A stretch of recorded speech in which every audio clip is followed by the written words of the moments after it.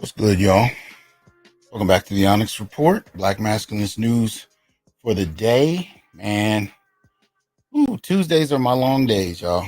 I am literally in this chair teaching from 9:30 all the way through now. So I'm a little tired, but it is what it is. It is what it is. I mean, things could be much harder. So these are what you call first world issues. So much appreciation to y'all for coming through. Hope everybody is well. I see a number of people in here. We jumping off with 141 tonight before we even get started. So y'all make sure you hit the like button coming on in so we can get into some of this madness and maybe open the door for some of you guys to come through. First things first, though, like, share, subscribe, join, and donate. Support the channel if you will, so we can continue to bring you independent Black male thought. And dialogue about the issues that are pertinent to us. So shout out to those of y'all who are in here. It's much appreciated. So, a couple things. You guys know I've been saying this for the last few weeks. I am trying to get to 30,000 subs here on YouTube, and YouTube keeps unsubscribing people. Yet I am, last time I checked, maybe about 600 subs away from that goal. So hopefully you share the word, that can continue to expand and grow. We are broadcasting on Facebook, LinkedIn, and of course YouTube today. So make sure that you get the word out so that people can check us out. But we will also be broadcasting in a new way that I announced last Friday on social media, but I haven't done a video since I announced it. And that is that we have officially set up a channel. So this is an actual channel that you can find on Roku, on Amazon Fire TV, apparently Apple TV, Android TV, and you can download an app from iPhone or Android's app store, and all you got to put in is the Onyx Network.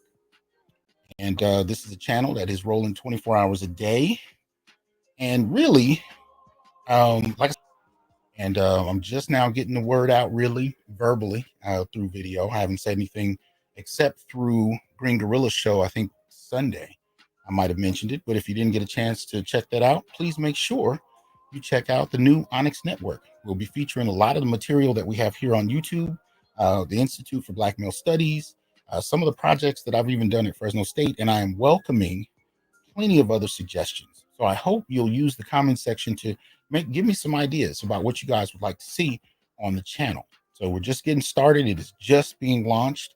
Like I said, it's 24-hour day programming, so you can check it out on all of those different platforms, and it is going. So, I hope that you guys will enjoy it and share it, get the word out, as I said. So we're on all kinds of platforms kind of pushing this message. And I think it is starting to gain some traction, believe it or not. I do think it is starting to gain some traction. We're starting to hear back from people in spaces I did not expect to hear from, right? So what do I mean? Well, let's check it out. Let me pull this out real quick.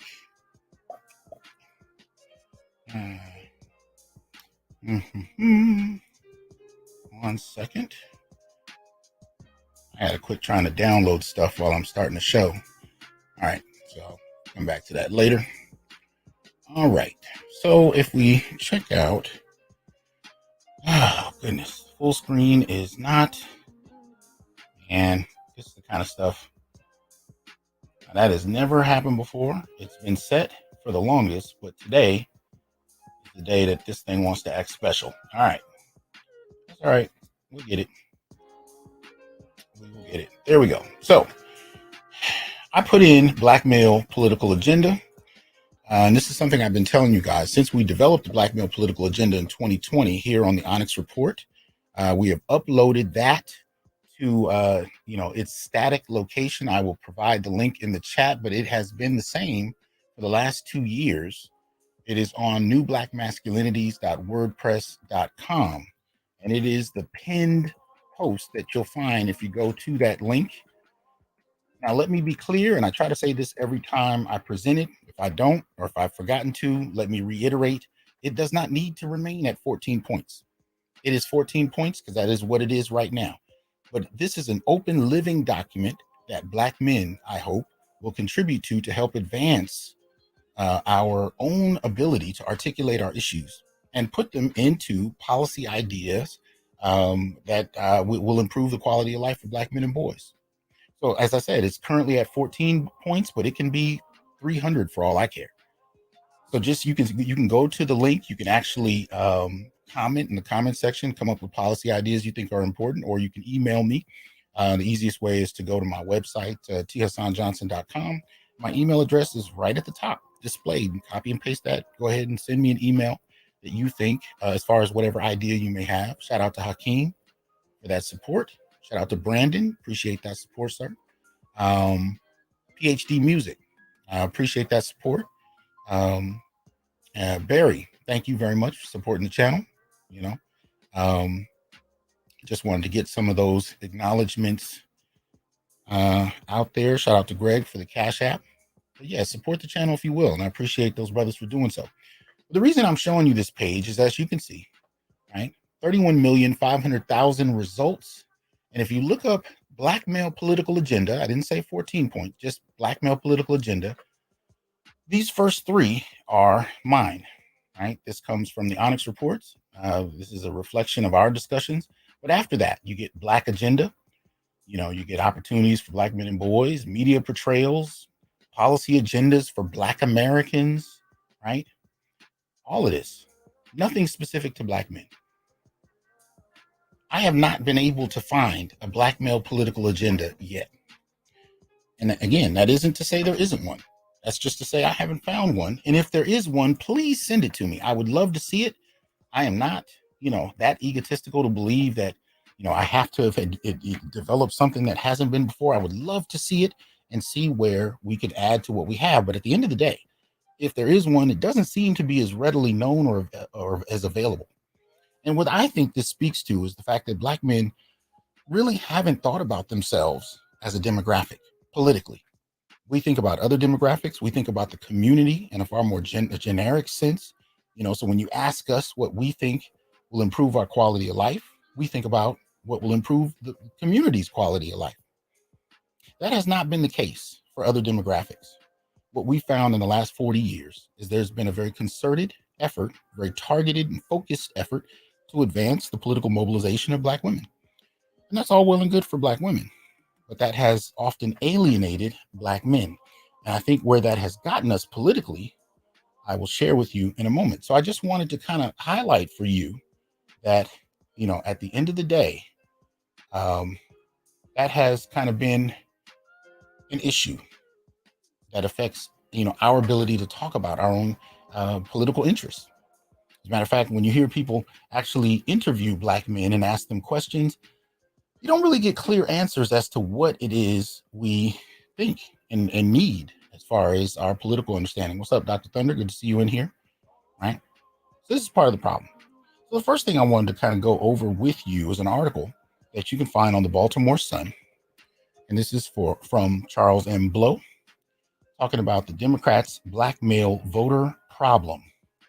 Right. Guest commentary. Also, I guess, published on the New York Times. I saw the title there, but it was behind a paywall. So anyway, September 14th is when it was dated. And he covers a few things that I think are interesting and reflect what it is that we need to be talking about, right? So he says, last month, in a videotaped appearance for a Pod Save America live show, Stacey Abrams, celebrated Democratic activist and the Democratic nominee for governor of Georgia, said Black men have the power to determine the election in the state. After explaining that some Black men chose not to vote because often the leadership that gets elected is not reflective of their needs, she said, I know that if we have the kind of turnout possible among Black men and they vote for me, I will win this election.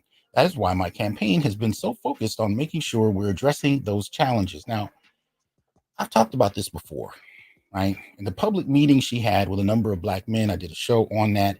She listed an agenda that she had prioritized, apparently.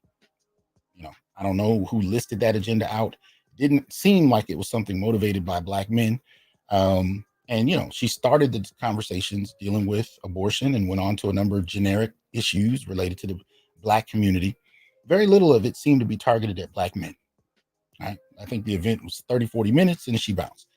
And to me, it just highlighted the extent to which we need to have far more conversation about what it is Black men need. Because I think in many ways we've been taken for granted. The Black community in general, but Black men. Because here's the thing, we're the most disenfranchised voting bloc, right? And there's so much attention paid to the 12% of voters that started voting Republican, conservative, whatever. And the problem with that is there's more focus placed on that than the fact that Black men voted to the second highest degree for Democrats. Follow me here. This is what I mean. The Democrats and the left in general had had a lot of shaming language toward Black male voters, even though we were the second highest demographic to vote Democrat, all because the percentage of men voted conservative. None of it had to do with actually listening to Black men. When we did see them attempt to listen, it would be these short little barbershop, performances where they invite 3 or 4 brothers on and ask them generic questions. And that'd be kind of it, right? And that was mainly through the presidential election. So, in that, there was no real focus on Black men's interests, right? And this article kind of bounces around that a little bit, but he ultimately equivocates and says he doesn't really know what the answer is, but we'll continue. He says, as the Atlanta Journal-Constitution pointed out, this echoed a statement she had made at a Stacey and the Fellows event, yeah, in the state where she said, if Black men vote for me, I'll win Georgia. This is the first time I've heard Black men directly, identified as a bloc worth voting for, trying to deal with, trying to engage for their votes. And considering it's 2022, that says a lot. Why this specific focus on Black men? It is most likely because an AGC poll from July found that she was significantly underperforming with Black voters, with just 80% of the Black electorate supporting her, although Georgia Democrats usually get more than 90% of the Black electorate. The campaign seems to be focusing specifically on Black men when considering this deficit. So in other words, Black women have been tapped out as a resource and you need more. And in a last ditch effort, realize that, nobody's catered to the men of your own community for generations, really. That's what that sounds like to me. This campaign's, okay. So notably, Raphael Warnock, a Black Democratic senator from the state who is running for re-election, got the support of about 85% of Black people in the poll. Now, there may be something different in the appeal of these candidates. There's definitely a difference in the quality of their opponents, or we might simply be seeing the familiar side of misogyny creeping in. Now, this kind of shaming language is already a problem, right? Anytime black men don't follow the voting dictates that we're given in our community, it's either misogyny or stupidity, right? Stupidity can be split in two ways: a lack of intelligence or limited intelligence, or this kind of idea that we're too immature to understand the real politics at play, right? And this is why we need get your booty to the poll kind of commercials, where we got to be tempted by strippers to come vote, because the idea is we don't really understand politics. There's no serious reflection on whether or not black men, actually just abstained from voting or shifted their political interests or shifted their voting practices just to shake the tree and see if anything new will fall out. Because the relevant question on the table I've had for years is, how much different is the quality of black male life regardless of who's in office? How much does it actually change on the ground? I'm curious about that. Does it change significantly enough to warrant that black men vote for any particular party? Anyway, it's hard for me to tell, he says. Although I wish I had the answers here, I don't. But I will say this trend appears to be bigger than just Georgia. We've seen a similar differential between black men's and black women's votes on the national stage. According to the Associated Press's VoteCast survey, 12% of black men voted for Donald Trump in 2020, compared with the just 6% of black women. This was consistent with 2016 levels, when 14% of black men voted for Trump. What's happening nationally may well be bleeding down into what's happening in the states, such as Georgia. He goes on from there. So I agree with him that what we're seeing is much larger than just Georgia. I do.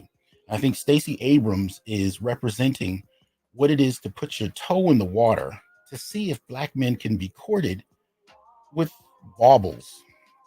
Nothing of real significance, but at the end of the day, just how much do these black men need to actually focus on, following through with the dictates of what, the Democratic Party has asked us to vote for and expects us to vote for.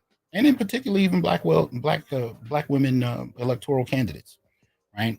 Because the idea for years has been whatever black women say we need to do politically, we just need to do. But again, in none of that do we actually see an emphasis on focusing on black men and actually sitting down and listening to what they have to say. So you have these political performance events, but nothing more substantive than that, right? Much of what we've seen in many respects has been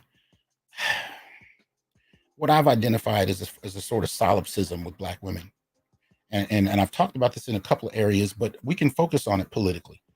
Even though I think acquisition of certain types of resources really bleeds into this political discussion, right?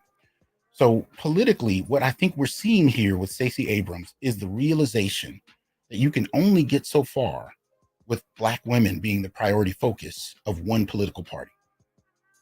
And if you want to extend further and really, find out the full reach of the black community, you actually have to talk to black men. You can no longer assume black men's votes just because we're here.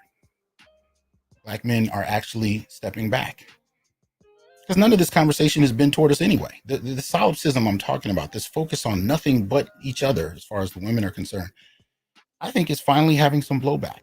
Now, what do I mean by this? Okay, well, last couple of years, I've talked about Google, MasterCard, Goldman Sachs, Visa, a number of other major corporations that have started to put serious dollars, up to 10 billion, into black women's future, employment issues, political issues. We've also seen states putting forth dollars just for black single mothers.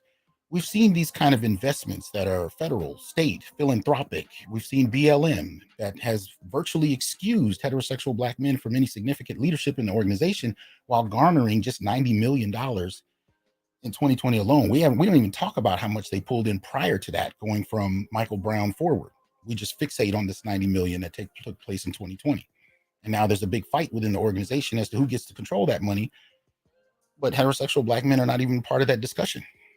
The only part of the discussion we fit is when we die enough for BLM to use us as a platform to bait and switch the discussion onto issues that really don't even foreground black males, right? But all of this speaks to the type of black female solipsism I'm talking about. The tunnel vision focus on anything and everything that just fixates on women and girls. And one of the things I've been saying is in all the corporations I mentioned that have identified Black women as the target for their philanthropic investments, I would bet money, and I've been confirmed for a number of these corporations, that you have Black women working in these organizations, providing reports, requests, applications, projects toward urging those corporations from within to invest in Black women, not the Black community, just other Black women and girls. That's the solipsism I'm talking about. And politically, when you see this happening, again, it's about employing and empowering other Black women. Even entrepreneurially, when you see them putting forth businesses, it's interesting to run across how many businesses Black women produce just for other Black women. It's a solipsism that I think is having a blowback. And again, I've called this a Black masculinist turn. These are significant moments where Black men are realizing that they are not a part of this discussion and really don't matter to too many people who take us for granted, need us, but won't acknowledge us. And in many ways, don't even treat us like human beings. Shout out to Ruckus Buck. Says Black women have had the keys to leadership in our community for 30 years, and they won't give them up without a fight. I don't think Black men are even fighting it. I think Black men are saying, all right, that's what you want. But you're finding that even with the so-called keys to leadership, you actually still need half the community. But anyway, Dr. CD2, shout out to you. Thanks for the support. Says Abrams is saying if Black men vote for her, she wins. The subtext, those brothers in Georgia will be scapegoated if she loses. I think so. And it's interesting because, nobody's really engaged us politically in a minute. So all of a sudden, we're the central part of the discussion. And we can talk about just how relevant the policies they've been creating have been, right? So we'll find out. Now, somebody sent me, I had it up a minute ago. I must have cleared it when I was closing out my class. But, people have to understand. Hold on. All right. So what I'm going to try to do here is play a clip that a number of you sent me. You guys know, for some reason, one day I'll have sound issues, another day I won't. And I have checked this system out and it seems to be working, but I mess around and get an update and it throws everything off. So I'm going to play first few seconds of a clip, and I need to tell from you all if you guys can actually hear it. So you guys give me a 1 in the chat if you can hear what I'm about to play. But people have to understand what resonates with Black men when you represent strength. Why do Black men respond to Minister Louis Farrakhan? Okay, so just so I can see, trying to see if somebody can put a 1, if you can hear it. Beautiful. Now we're working. All right, so I'll continue. It is strength, not weakness. Now, you can say it's policy, you can say it's crazy, but if I need to understand the psychosis of the individual to understand why they might vote someone in order for me to reach them. So we're talking about how to reach them. I remember in 2016 telling Hillary Clinton to her face, you have a Black male problem. Where are your Black male surrogates? Well, what about the CBC? I said, no. Why? I said, where are the Black men? You must send Black men talking to Black men because we have a different conversation with one another. That's their failure. Yeah. And so if you don't do that, then you are going to lose. Stacey is a great platform, but she needs Black male surrogates out. Who? Like, who are some people who could be like great surrogates for her? Well, because it can't always be politicians. Like sometimes it needs to be the local pastor, the barbershop owner, the exec, the courtroom, the corporate office exec. Sorry, Cliff, were you trying to say something? Yeah. No, I think Roland's got an excellent point. I think there's been a whole thing talking about Herschel Walker and how he can't tell the truth and how much he lies. And there's a segment of the Black male voter population for which like telling a lie is actually a cool thing, right? I'm just keeping it real. Like that's part of the thing with Trump, right? But I think that we need the equivalent really to this point about surrogates. We need the equivalent of like what the WNBA and the Atlanta Dream did for Reverend Warren. Keep in mind, he was low in the polls and until the Dream started wearing his shirts, and that's really where he started to skyrocket. We need the equivalent of that, shouting out Warnock, but also, poking holes in Herschel Warnock and Herschel Walker, to really have him be as ridiculed within Black male circles as like Dr. Oz is being ridiculed in Pennsylvania for his predate or whatever. We need that kind of strategy, and we need those kinds of surrogates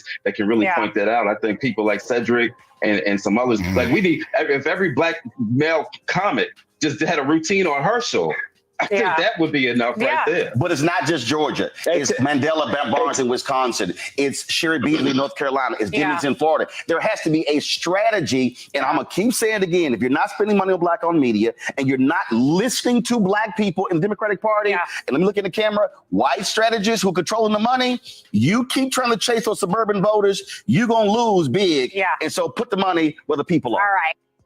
Okay. So, interesting segment in and of itself. Roland Martin talking about the failures of the Democrat Party when it comes to appealing to Black men, and his answer, especially for, Stacey Abrams, is to have more Black men talking to other Black men. But this is the problem. What good is that if you're not actually engaged with the ideas that attract Black men's interest? See, what they're ultimately saying is that we need more Black men to convert us to what it is they already want to offer, rather than actually wanting to hear what Black men want. But I do think Stacey Abrams has heard it, and I'll get to that in a second. Now, there's another clip that I think I had it a while ago, but I think I had it in a different medium. And again, this stuff is so inconsistent, I can't really tell if you guys can actually hear it. So again, I apologize. You got to do the kind of test thing again. But you guys let me know if you can hear what I'm about to play. Here we go. Roland made a really legitimate point here. So just in terms of that, give me a 1 if you heard that little clip right there of a woman's voice. That was Tiffany Cross. Somebody let me know if it was something you could hear. Mark says 1. Okay, appreciate that. So let's listen to the last portion of it. It's only about 40 seconds. I will say, a lot of Black men sometimes feel like they're ignored or they're put down, particularly sometimes even by Black women in the media. So this is not that. But I do hear Roland's point that felt ignored. But you feel ignored and then you go over to the other side. First of all, I'm a stickler on this I feel thing. And no, I'm not some inhumane robot that can't stand feelings. It's not what I mean. But I can't tell you how often I've heard this I feel at the beginning of a sentence, which I think, especially in class, drives me nuts. I don't care what you feel at this juncture. I'm asking you what we read about. I'm asking you your thoughts on something. But the way she's using it here, when she talks about I feel, to me, I took that as a very patronizing gesture, right? I feel like Black men, or don't feel heard. You know what? To me, that's gaslighting. If Black men say they don't feel heard and they pull away from voting, instead of telling us, about what you think Black men feel, why don't you address whether or not there are issues that are or policies being offered toward Black men that reflect their interests? How about we start with that? Instead of telling us whether or not we're being heard and how we feel about it and whether you think it's genuine or not, start with, are there policies put on the table for Black men that suit their interests? And how do you know they suit their interests? But I'll let her continue with the last portion of what she was saying. Oppressed feel oppressed. So then you go and try to align with the oppressor. So I'm not putting Black men down, but sometimes it's like, well, some of you Kevin Samuels following Tariq Nasheed quoting people, please look at the truth and see what's happening and get in line with some of the Black women. Is majority, like he said, folks. Shut up and get in line, boy. I think GC said it well, right? Tiffany Cross, shut up and do as I say. Absolutely. That's precisely what we're hearing here, right? And this little dig at Kevin Samuels, Tariq Nasheed, that's a deflective way of saying we think you're idiots. But because we need you, we're not going to call you idiots. We're going to gaslight you a little bit in this quick 40-second segment, and we're going to dismiss the entirety of the first widespread movement of Black men articulating themselves that I've seen in my entire lifetime. The very first, where you see Black men coming together across class, across occupation, across geography, across ideology, across religion, where you're seeing Black men come together and start to articulate themselves. And the first response you can give is to dismiss it. See, here's the thing. This whole question of the manosphere and whether or not it's relevant. Well, if you didn't think it was relevant, the fact that she just named Kevin Samuels and Tariq Nasheed should tell you as much. Should absolutely tell you as much. It's relevant. It's relevant enough to shake the timbers. It's relevant enough to really fire the alarms to let them know that they are out of touch with men.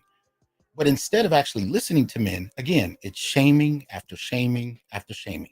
Fall in line, vote the way we tell you to vote, think the way we tell you to think, date who we tell you should be dating, don't date who we tell you shouldn't be dating, don't go to any countries we don't want you to go to, and just take what we give you. Enjoy it, as a matter of fact. What we tell you to enjoy. And don't say anything else about it. Shut up and fall in line. But that's an old playbook that I think Black men are moving away from. Again, I call this the Black Masculinist turn. Even this interview, who about 30 people sent to me, tells me Black men are operating in a very different way than we have in past generations, in past time periods. Black men are starting to require more for their interests, be it in intimate relationships or now in terms of votes. What may have started in the manosphere as just been a complaint about dating and mating has now morphed into what I hoped it would, a whole focus about the 360 degrees of Black male life and what it is that many Black men want. And it's not to say that all Black men agree on everything, but it is to say we're having a conversation, and it isn't about making you feel good, and it isn't about whether or not you like what we're saying. We are requiring the freedom to work the shit out and not do it by some politically correct standard, because that politically correct standard has not worked for us. And I say that as a professor. We have been held to a politically correct standard more than quite a few other demographics. Black male professors at that. And most Black male professors won't tell you the truth about what they think, even after years of study, maybe until you get a few beers in them and you're in the right environment. Then you'll find out. Short of that, you will get the politically correct presentation of what it is what we want to say. That doesn't get us fired or canceled or attacked or falsely accused of something we didn't do. And trust me when I tell you, I've talked to way too many professors to let you know that the false accusation shit is real. And it can be over something as simple as a disagreement about what a professor said, what his motivations might have been, what he inferred, what he meant by a look given in class, or whether or not the class just feels afraid and unsafe in his presence. These are the type of accusations that Black male professors get, and Black men across different occupations. But the point I'm getting at is that there is a response, right? A response to Black men speaking freely. So instead, they came to YouTube and social media, and many of them hide their faces, hide their names, so they don't have to suffer beyond what's rational, just to work out an opportunity to figure out what they think, what they believe, and what we can negotiate amongst each other as Black men. I think this has a few more seconds. Democrat, but that margin of people who could be plucked away from your people and go advance policies that harm your people, I just don't understand that. Well, maybe because certain demographics in the community have articulated that they're not our people. What they say verbally and what they do politically, two very different things. What they do socially, what they do professionally, two different things. It's like the Atlanta Compromise in a very strange and twisted fashion, where many Black women have claimed to have very little connection to Black men outside of sex, semen, and reproduction on an occasional basis. But politically, completely night and day. Policy ideas, night and day. Electoral issues and candidates, night and day. No question of respect, no question of connection, community. All of those things go out the window when it comes to Black men. And this is what we're dealing with. So that being said, one of the things I want to point to, shout out to Dwayne for the support. Says, don't be surprised if they start using brothers as Trojan horses for their agenda. That's already been going on, man. That's already been going on. They sent male feminists into the manosphere very recently. Well, they've done it in cycles. But recently, they've sent a few in where even people like FD Signifier, to my understanding, said he was paid to do an analysis, as it were, of the Black Manosphere. Paid by who? Right? He comes in, disrupts, disrespects, dismisses, then disappears. Word. Okay. But mostly shames. And he's not alone. There are a number of others that did the same. They'll come in, poke their head in, shame people, and leave. All to promote the idea that these brothers are not worth hearing. But here's the thing. I want to impress upon you. It's not about what individual Black men have said on YouTube or any other social media platform. It's about the conversation that Black men are having and where it's going. That's the point of emphasis. They want to make it about what one guy said, and you'll notice they'll pull together these little recordings that they slice together of the most extreme things that somebody said on a panel. Most particularly when it comes to women. But they reject any of the things that come down to measured and reflective analyses, expressions. I did a show a week ago where a brother came on and he talked about, he might even be here in the chat right now, but he talked about finding out that his daughter wasn't his and how he was lied to and used. Paternity fraud. And he expressed how much it hurt him. And there were people in the chat who actually, were feeling him. He had to get off a couple of different times because you could hear the pain in his voice. Strange when people create these montages of the manosphere, those kind of segments get ignored, where Black men are actually expressing their frustration, their issues, and their legitimate complaints about being disregarded and taken for granted. Only the most extreme and, socially or politically repugnant ideas and thoughts, those are the only things that get heard. But Black men are not just doing that. They are also working out ideas about the reality they want to create. And here's the thing. If you're not willing to work with Black men to create them, they're not waiting. They're working out solutions on how to create the lives they want, regardless of whether anybody likes it. And they don't give a damn. And that is something I've been waiting to see. Shout out to Keith for the support. He said, "You're doing God's work, brother. Black men are starting to gather in thought, and that is dangerous to the status quo. I wanted to say thank you. Much appreciation, man." Guy in the black suit says the Black Manosphere has now crossed the political Rubicon. We can only move forward and upward. Agreed. Right. Ghetto user, shout out to you. Says support the scholar. Get the likes up. Thank you for that. Please hit the like button if you will. And again, support all the mediums that we're creating to have these discussions. Because these are things that our forebears. Look, my father, my grandfather, my great-grandfather. I come from a line of men who spoke to men. My grandfather worked in prisons counseling men who were locked up. My father was a pastor, worked with men from here to Africa. I've been doing the same now for 25 years. Oh, shit. No, 30. Oh, man. Yeah, 30. I've been working with brothers for 30 years. Even before I really knew that's what I wanted to do. And one thing I will tell you is I have never seen a space like this where Black men are working out their ideas freely. So that said, I can tell you we're being heard. And the way I know we're being heard is when we actually explore how Stacey Abrams has decided to respond. Right? She's decided to respond with what she calls a Black men's agenda. Excuse me for a minute. Let me get a sip of water here.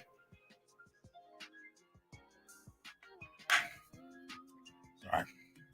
Been lecturing all day. Yeah, lecturing all day. It's been a long one. Anyway,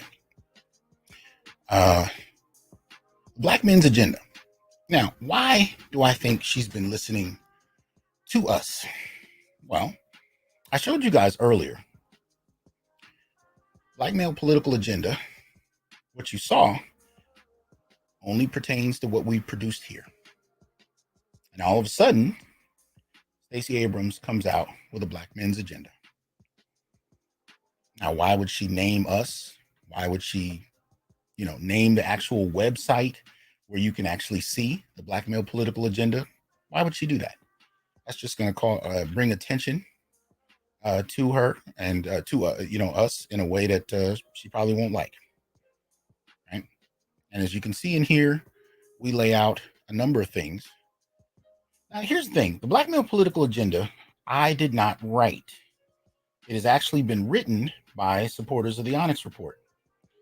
And it is 14 major points, many of which have many subpoints to them. As a matter of fact, the very first one, family court reform, has 12 subpoints. And even though I didn't list it by priority, I can tell you based on the number of subpoints added to each one, the first issue black men had was family court reform. That's number one. The second issue was law enforcement. Now think about that. BLM built its platform on the arbitrary killing of black men by police officers, not vigilantes, not groups, police officers. So we're speaking to law enforcement. Black men not only found law enforcement to be important, but actually prioritized family court reform to a greater degree. How bad does family court policy and practice need to be for you to hear that black men have prioritized it over being killed by fucking police officers? What is it that black men have to be going through that makes that worse?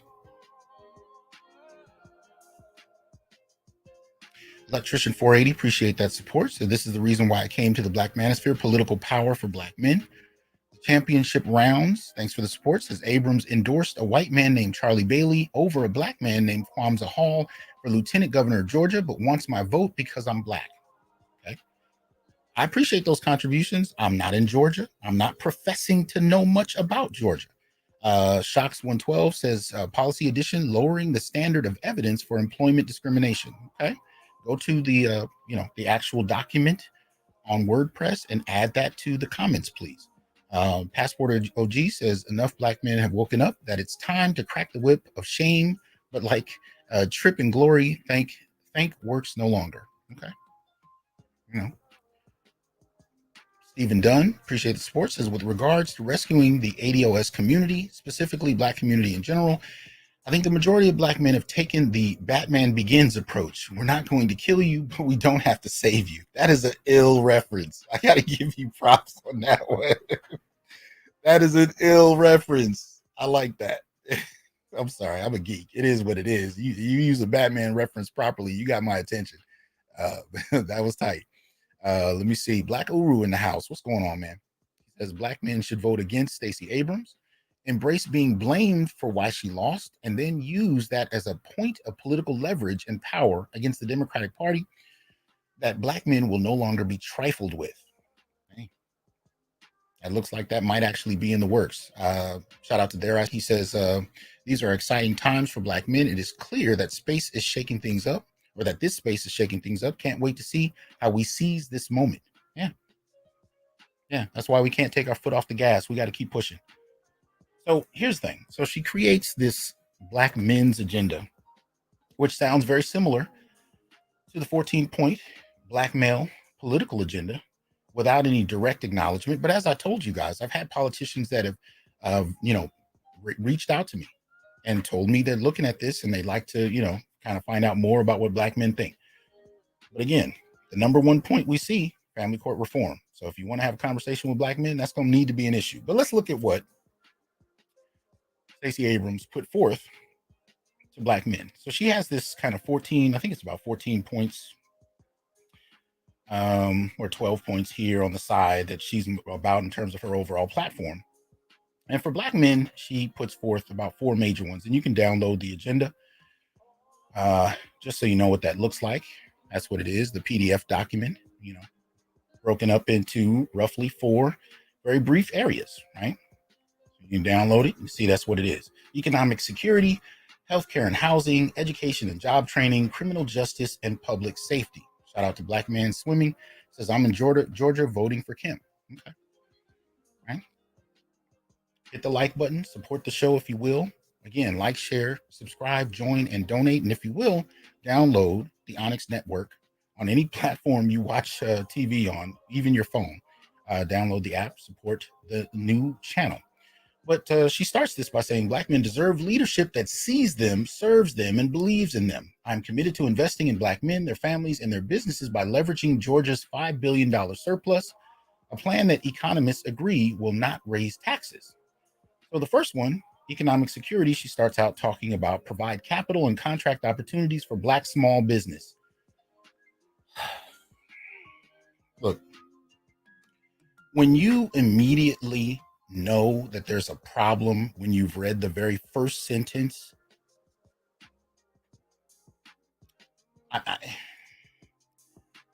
I'm just saying, if there's a problem with the very first sentence, I mean, okay, look, I'm gonna show you something. Going back to the 14-point agenda, just real quick. We're gonna go to the very first point, family court reform, right? Let's just read, we're just gonna read the one sentence here. There we go. The family court's treatment of Black men has unfairly and drastically diminished Black men and boys' quality of life by privileging women as the primary caregivers. Is there any equivocation as to what that means? Is there any guesswork? Were you unclear? Now, obviously, the political agenda, the Black male political agenda that we put together is not a document written by those who are political insiders. And that's very purposeful. I wanted to keep it that way. I wanted to keep it in a fairly straightforward language that the everyday person can participate in for a reason. Every formation of professionals starts to refine its language. And in that refinement, it excludes the majority. There's a reason you don't hear me use a lot of academic jargon. I can. I've published using plenty of it. But if I do that here, I end up with 5 viewers. I want to actually include people in the discourse, most particularly Black men. So I use a language that, as a matter of fact, these are contributions sent by everyday people, some of which are highly educated, white-collar Black men, some of which are blue-collar brothers.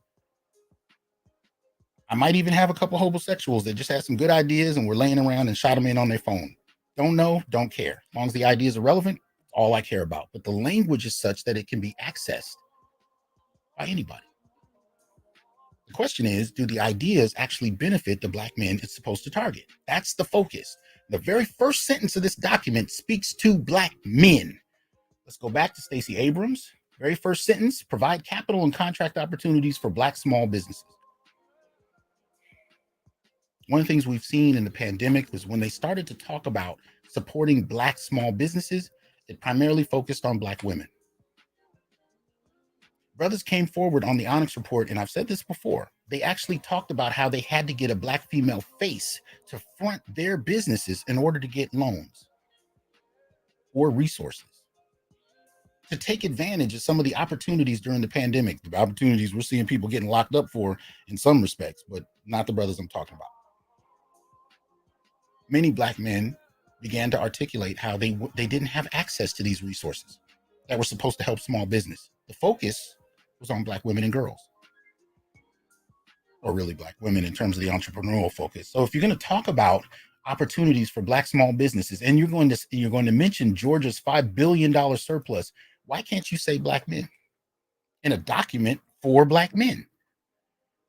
Tyhemba says, I appreciate the support. He says, notice how Abrams ignores issues regarding family court reform. She doesn't want to upset Black women's child support checks. See, there we go. None of this is accidental. I'm not saying she's stupid.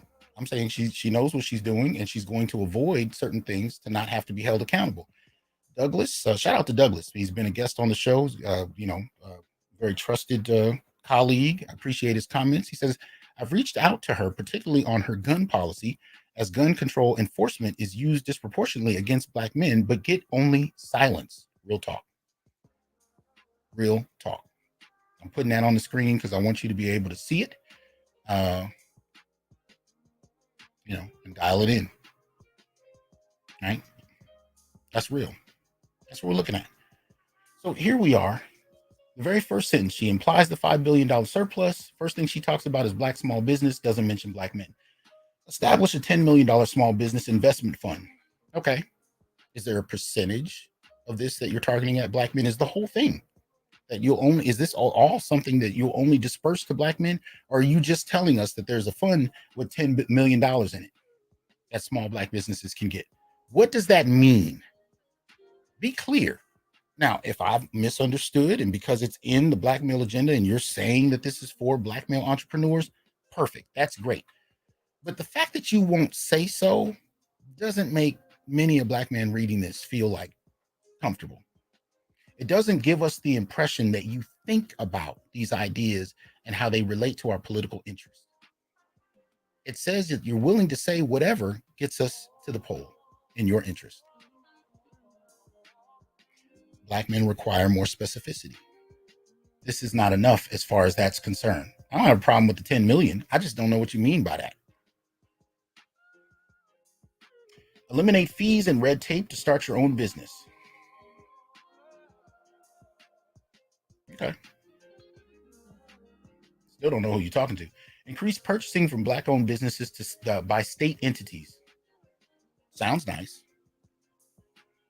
Ice Cube did something similar, and he was talking to Black America, but I don't fault the brother because his plan was about Black America. Here, you're talking to black men.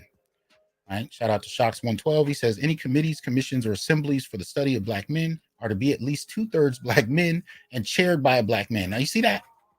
You see that? Just let me. I don't know anything about Shocks 112. No idea. For all I know, the brother could be a political figure who's already in office. He could work at a train station. I know absolutely nothing about him whatsoever, but I know that sentence was clear and straightforward. No ambiguity to that. There it is. If you can't at least give people that in a document that you say outlines your program for them, that's a problem, right? It shouldn't be that a random person in my comment section can be more clear than Abrams' platform. Let's see. Increase purchasing black-owned businesses by state entities. Allow multiple small companies to jointly bid on state contracts as prime contractor. Close the gap between minority and non-minority business revenues in 6 to 8 years. At current pace, will take 100. Minority and non-minority. So now it seems like we've gone from a generic black idea to a people of color idea. How exactly is this targeted at black men? If you're just using this as a platform to tell black men about programs you already have on the books, programs that many have already found themselves unable to access, then this is self-serving. It doesn't show that there's any real work being done toward black men. It just says, well, we have these programs. And a lot of programs, a lot of places, I should say, when I talk to black male professionals about these types of programs that anybody can apply to, black men find themselves not getting them very often, and nobody talks about why. And I've seen this, and I've talked about this before. I've seen this even with professors and scholars. I know brothers who've been teaching for over 20 years, who are fully tenured and full professors, who've never taken a sabbatical. They've never taken a semester or a year off to write or anything. They wrote books while they taught, never taken time out. And when I got to talking to one brother in particular, who's absolutely brilliant, young brother, full professor, when I asked him why, nobody had talked to him about it. All his black female colleagues had done so. They shared information with one another, and they know various administrators, and they help facilitate them through the process. Black men in most of the work environments we're in, we're lone cowboys. We're at the OK Corral every day, 24/7. No backup. And I say that to also suggest that we actually start supporting one another, because ain't nobody else really coming to do it. Now, if you've met somebody that's good, that's willing to, great, happy for you. But as a collective, most black men report, at least in terms of those who've interacted with the Onyx Report in the last couple of years, not very much support for a damn thing. Most of us have to get it out of the mud, as it were. Right? Shout out to Obsidian. We've had to get it out of the mud, whatever we do. And we're compared to groups that have resources, and measured by how well we produce against groups that have investment from resources. I'll show you a very brief story before I get back to this. In 1994, I went to Korea with a group of black men and women from Los Angeles. And the reason we were invited to Korea was because after the uprisings in LA, the Korean government was very concerned about making sure there were no other such uprisings that burned down Korean businesses in black communities. So they invited 50 of us, 25 high school, 25 college. After that first year, I don't think they were going to bring back the high school kids. They were buck wild, but I was in college and I went. And one of the things we did, they split us all up for one night. And I sat with a wealthy Korean family.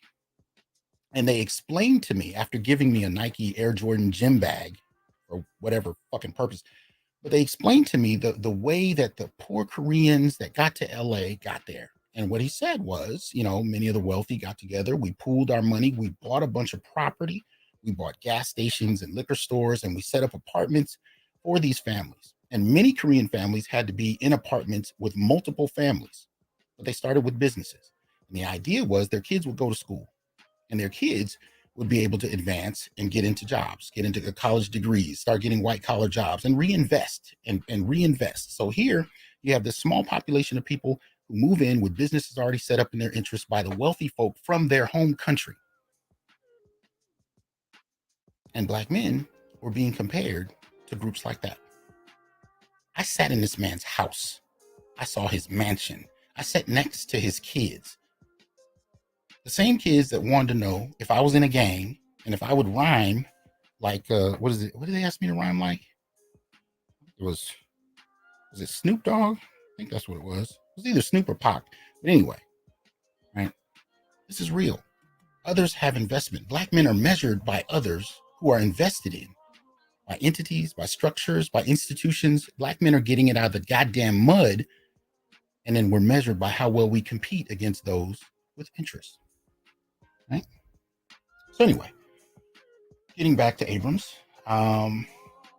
let's see. Create $5 million family farms initiative to aid small and micro farms with financing. Okay. So you talked to Black male farmers and you determined that this was something that they needed. I'm not saying she did or she didn't. What I'm saying is, if you did, that would be something that would be worth saying at this juncture. What percentage of farmers are Black males? Who did you talk to? How did you come up with this plan to help them? I'm not saying there's not an answer. What I'm saying is, in a Black male agenda, that's something I want to see. I want to know that you've invested in Black male interests by talking to Black men and coming up with ideas that are directly relevant to them. Not Black people, not people of color, not men of color. Those are the things I want to hear, right? Put money back in your pockets, tax rebates for everyone making less than $250,000.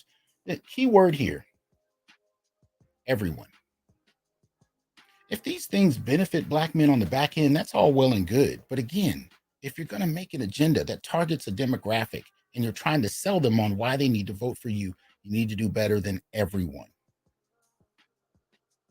Is there exactly a percentage of Black men that you're going to include in this program that demonstrates that you've prioritized them beyond everyone? Because here's the thing, nobody has. Black men find themselves at the bottom of most of the most important metrics that we come across.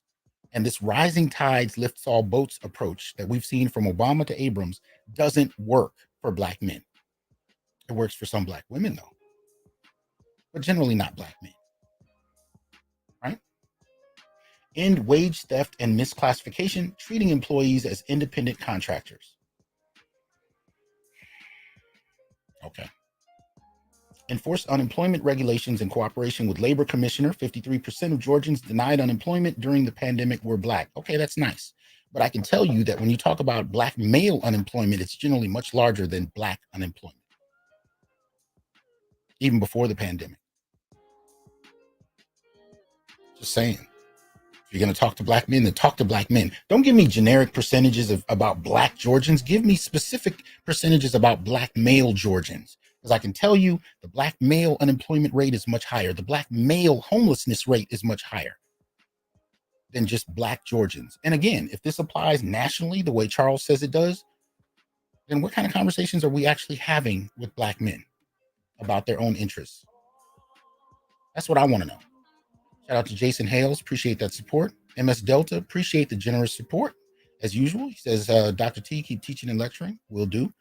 Kadash, and I hope I pronounced that properly. Appreciate the support. Says, I think Kevin's live stream on how the Queens on Fox Soul mistreated Ice Cube when he presented his plan made an impact that none of us saw coming. I did. I called it a Black masculinist turn.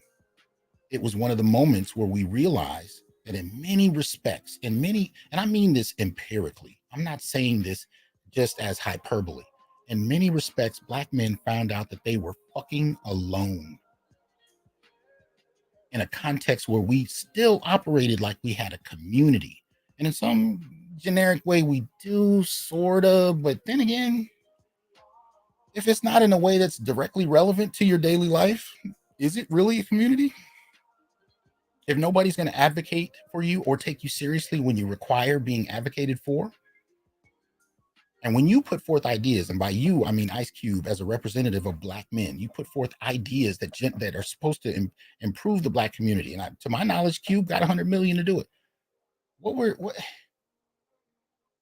the Cocktails with Queens tell Cube?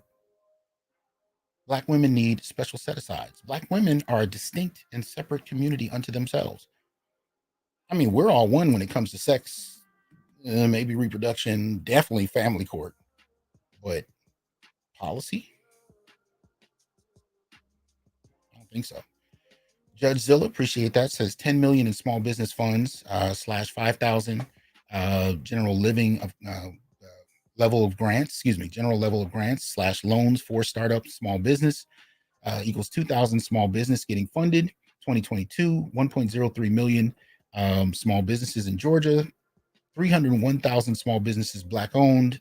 This is a pittance. Thank you for that. See, I don't profess to know everything about Georgia. Here's the thing. I'm not a political insider. I'm open about that. I've never claimed to be, and I damn sure can't speak to Georgia. I live in Central California. I'm not even in the areas of California that people call California. I'm in Fresno. That's the desert in the center of California. I'm 3 to 4 hours away from the Bay Area, where you have San Francisco and Oakland, 3 to 4 hours away from Los Angeles, a few hours away further from San Diego. I'm in the middle of the state. You come to Fresno when you want vegetables and heat for no goddamn reason. 110 degrees, baby. That's where I'm at. So the specificity that you guys give about your particular areas is important, and especially on the political agenda. Add that level of specificity to the issues you want entertained. Tango Alpha, appreciate that, says straight masculine Black men, men's men, that's who she needs to speak to. I don't disagree. Shocks 112 says prison workforce pipeline programs directly to the occupation that they worked in prison upon parole, as parole requires employment to make those same employees hire them upon release. Okay. Mr. Me Too says thanks for the word. Appreciate that. Distinguished legacy. Appreciate that contribution. Thank you. All right. Anyway, let's go back to some of this. Okay, so healthcare and housing. Now, let me see. So as far as economic security, right? There's only a couple points so far on the Black male political agenda that speak to this. We talk about targeted small business support. We talk about targeted unemployment programs, targeted homelessness programs, and these are very generically open, right? They're generically open for more specificity, but what we do say in each of those areas is that it needs to be targeted specifically to Black men, and it needs to address the exact rates of unemployment, of homelessness, of small businesses, and the needs they have. It needs to be specific to those. And those areas are left open for Black men to contribute to them with specificity. But if you're going to contribute, they need to speak directly to the issues Black males face, and we need to be able to bring those policies to bear with that level of clarity and focus. Right? I never said the Black male political agenda was finished, but I did say it needed to be specific toward the needs of Black men. All right. So as far as economic security, it's a much more, in terms of what we have so far, it's still much more generic. But again, at least we address Black males. All this shit is just generic. Right? Healthcare and housing. She talks about expanding Medicaid.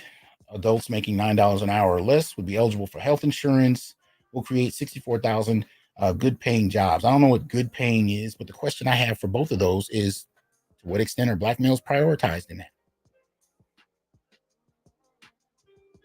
Anything? Can you give me a percentage?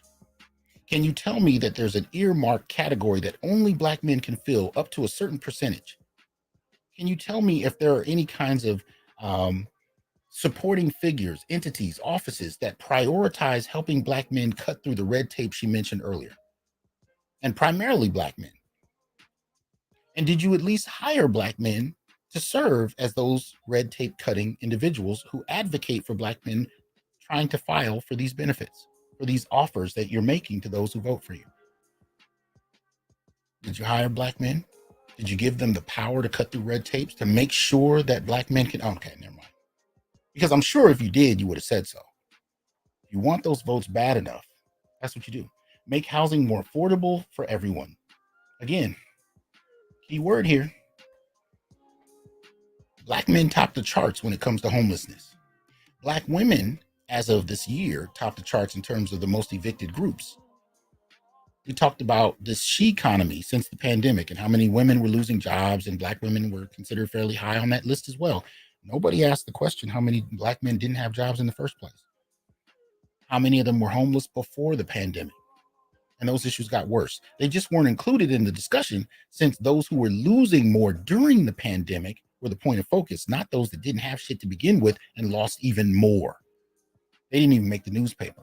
So again, when you come up with making housing more affordable, which is something everybody needs, most particularly Black men and women, what exactly are you saying here that targets Black men's specific needs?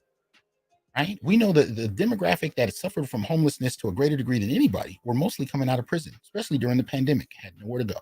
But even before the pandemic, many of these brothers could not get housing. They had housing vouchers much of the time, but they still couldn't secure housing even with those vouchers. All those brothers ended up moving into tent cities, living in vehicles, sleeping under bridges. Maybe Georgia's different. Maybe Georgia's got that thing together and the brothers in Georgia are all well and good. Maybe they're all just living in nice apartments and they just need a little bit of help finding a similarly nice apartment that just costs a little less. Maybe that's what it is. Right? I'm sure my Black male Georgians in the chat will let me know if Georgia has figured out how to keep Black men employed and away from homelessness to such a degree that a housing program that makes things affordable for everyone will benefit them. If the system has denied and ignored them in the first place, what exactly does an everyone program do for the same people the system denied and ignored? Michael Evans says, no, we ain't all good, Doc. I mean, I was just guessing, but I appreciate that. At least I know from a Georgian. Yep. Thomas says, nope, Georgia's the same. Interesting. So let's continue.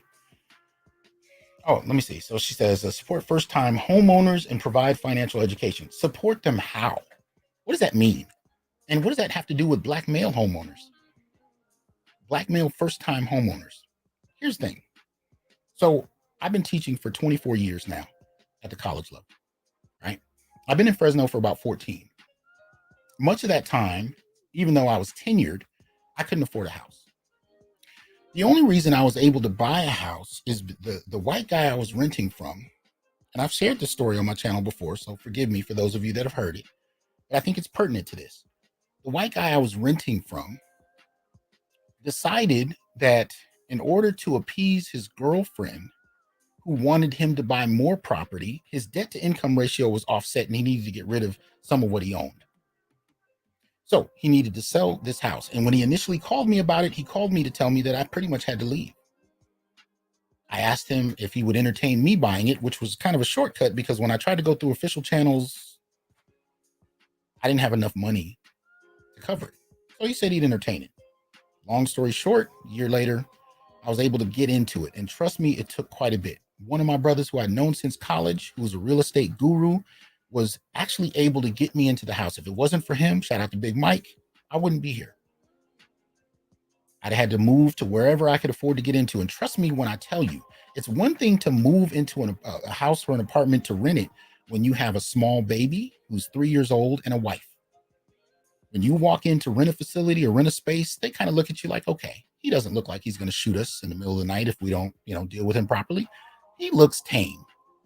But trust me, when your wife is gone and your son is now 13 or so, and he looks like he's incredibly tall for his age, and none of them look cute or, look like nice and sweet. I mean, you just see two Black men. They didn't give a damn if I was a tenured professor. And that was the first letter I showed them. Didn't matter. When I moved to Fresno, And when I had to switch from that house to this house, and then when I finally bought this house, I had the same letter I had each time, that I am employed at Fresno State as a tenured professor. Of course, not the first one. I was employed as a professor. I wasn't tenured yet. But every time I showed that letter, it didn't matter. I had to apply to over 50 different places each time. So you're talking to someone with multiple degrees, 2 undergraduate degrees, a master's degree, a certificate, and a doctorate. And I still didn't qualify for 50 different places as far as they was concerned, just to rent. And I couldn't afford to buy. So what happens to the average everyday brother who's just trying to rent an apartment? And you're going to tell me that your program is to support first-time homeowners and provide financial education. Okay. What good is financial education to people who have no finances? But I'm just kidding. So create a permanent fund to finance property tax deferments for working class households facing rapidly rising property taxes caused by out-of-state buyers or gentrification. You're going to create a fund to finance property tax deferments for working class households. Sounds like another everyone. Again, if you're going to use policies that are for everyone and you're going to sell them to Black men, at least designate what percentage of these policies are going to actually target Black men. See, when you just say these policies are on the books, okay.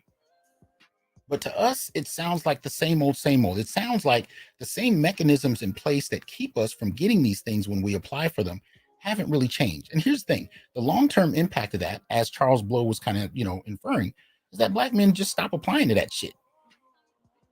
Just a month ago, I had a long-term, colleague trying to get me to apply to these programs that she gets on a regular basis.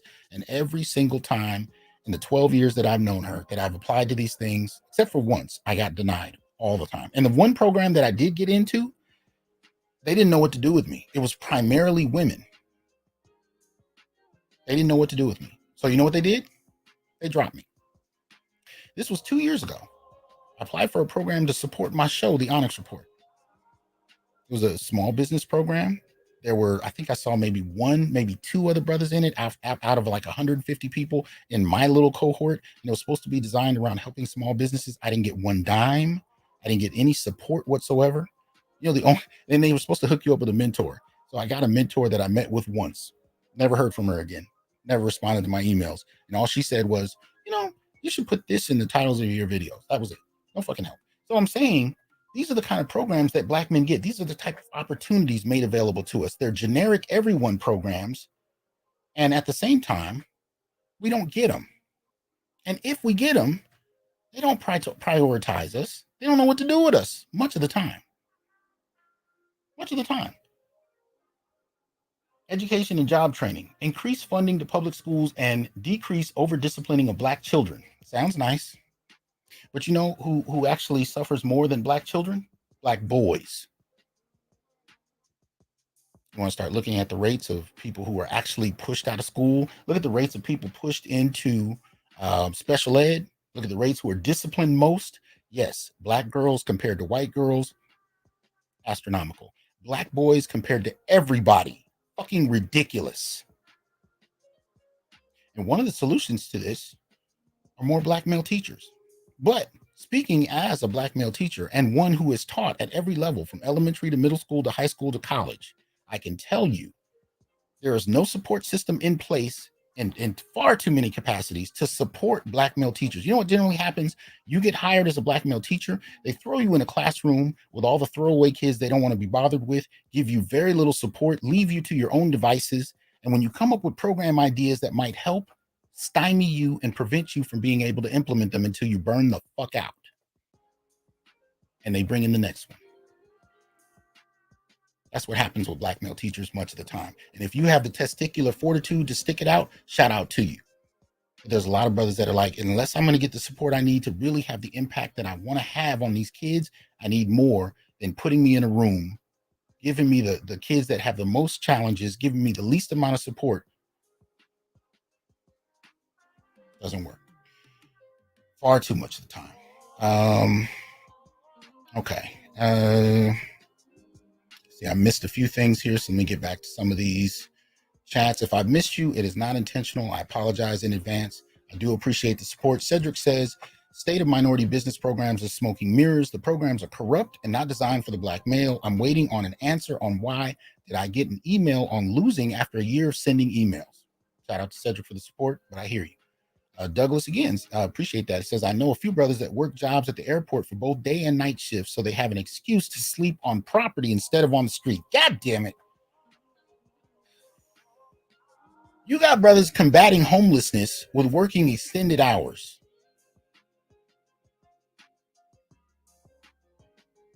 Who supports them? Alaya, shout out to you. Appreciate the support. Says, sorry to tune in a little late, but I fell asleep because I have a post-op appointment tomorrow, but I had to show up to give support. Appreciate you, Doc. Man, much appreciated. Good luck on your surgery, bro, or your post-ops, whatever is going on with you. I hope it goes well. Shout out to Donnie. Says, it looks like someone in her camp just filtered out everything in her overall agenda that will benefit Black men without anything specific to or for Black men. Absolutely. Shout out to Marvin. Appreciate that. Chris says, a few years ago, the I-85 highway burned down in Atlanta because there was homeless people, mostly Black, living under the highway trying to stay warm or cooking near construction materials. Homelessness in Atlanta is crazy. I believe it. Gym teacher, janitor, or security, they only want you as intervention. Shout out to Shocks 112. Yeah, sounds like a brother who's been in the classroom. Gym teacher, janitor, or security, they only want you as intervention. But when you start coming up with ideas that challenge the curricular direction that they want to go into and demand more particular attention be applied to Black boys and allow Black male teachers or administrators to be in a position to exact more resources and define more direction, it's a problem. It's a problem. Nobody wants to do it. Nobody wants to support those brothers who are willing to do it. They wait till you burn out and move on to the next. And when those kids get caught up in the pipeline, get locked up. Anyway, Otis says Stacey Abrams' Black men political agenda equals vote for me, and I think I might about including you, but probably not. So I might think about including you, but probably not. Yeah, probably not. Nothing in here suggests change. Andre, appreciate that support. Says support the XY cause, build support, guide, protect for our future. Shout out to you. Yeah. Create 20,000 apprenticeships, including construction, entertainment, and advanced energy. Sounds nice. 20,000 apprenticeships. Again, what percentage for Black males? Restore free technical college. Sounds great. For who? Which technical colleges? Which particular areas of interest? And what guarantees do Black men have that they can be, part of these ventures? I'd expand access to hope and fund need-based aid for higher education, particularly at HBCUs. That's interesting because I reported over a year ago, or 2 years ago, actually, on an article that had come out that said that Black males at HBCUs were starting to become an endangered species. And you don't got to talk about just, HBCUs. Population of Black students in general has been cut in half since I've been at Fresno State. And the percentage of Black males, ridiculously small. But here's the thing. In most colleges across the country, 70% of Black males drop out their first year. It's not just the CSU system. No, that's the small percentage of Black men that actually get to go to college. More than half of them drop out in their first year. You know what that says to me as a 24-year educator? No infrastructure in place to give them a sense of belonging, let alone the economic support to make sure they can afford to be there and eat.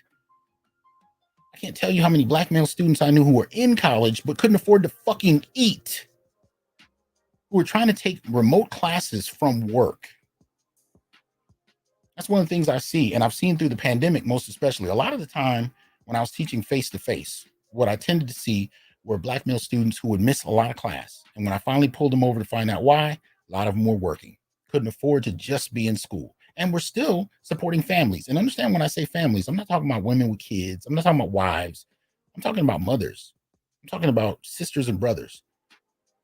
They were trying to live in a dorm sometimes, maybe even sometimes living at home, but working jobs to still pipeline money into the homes they grew up in. And many of them dropped out of school doing it.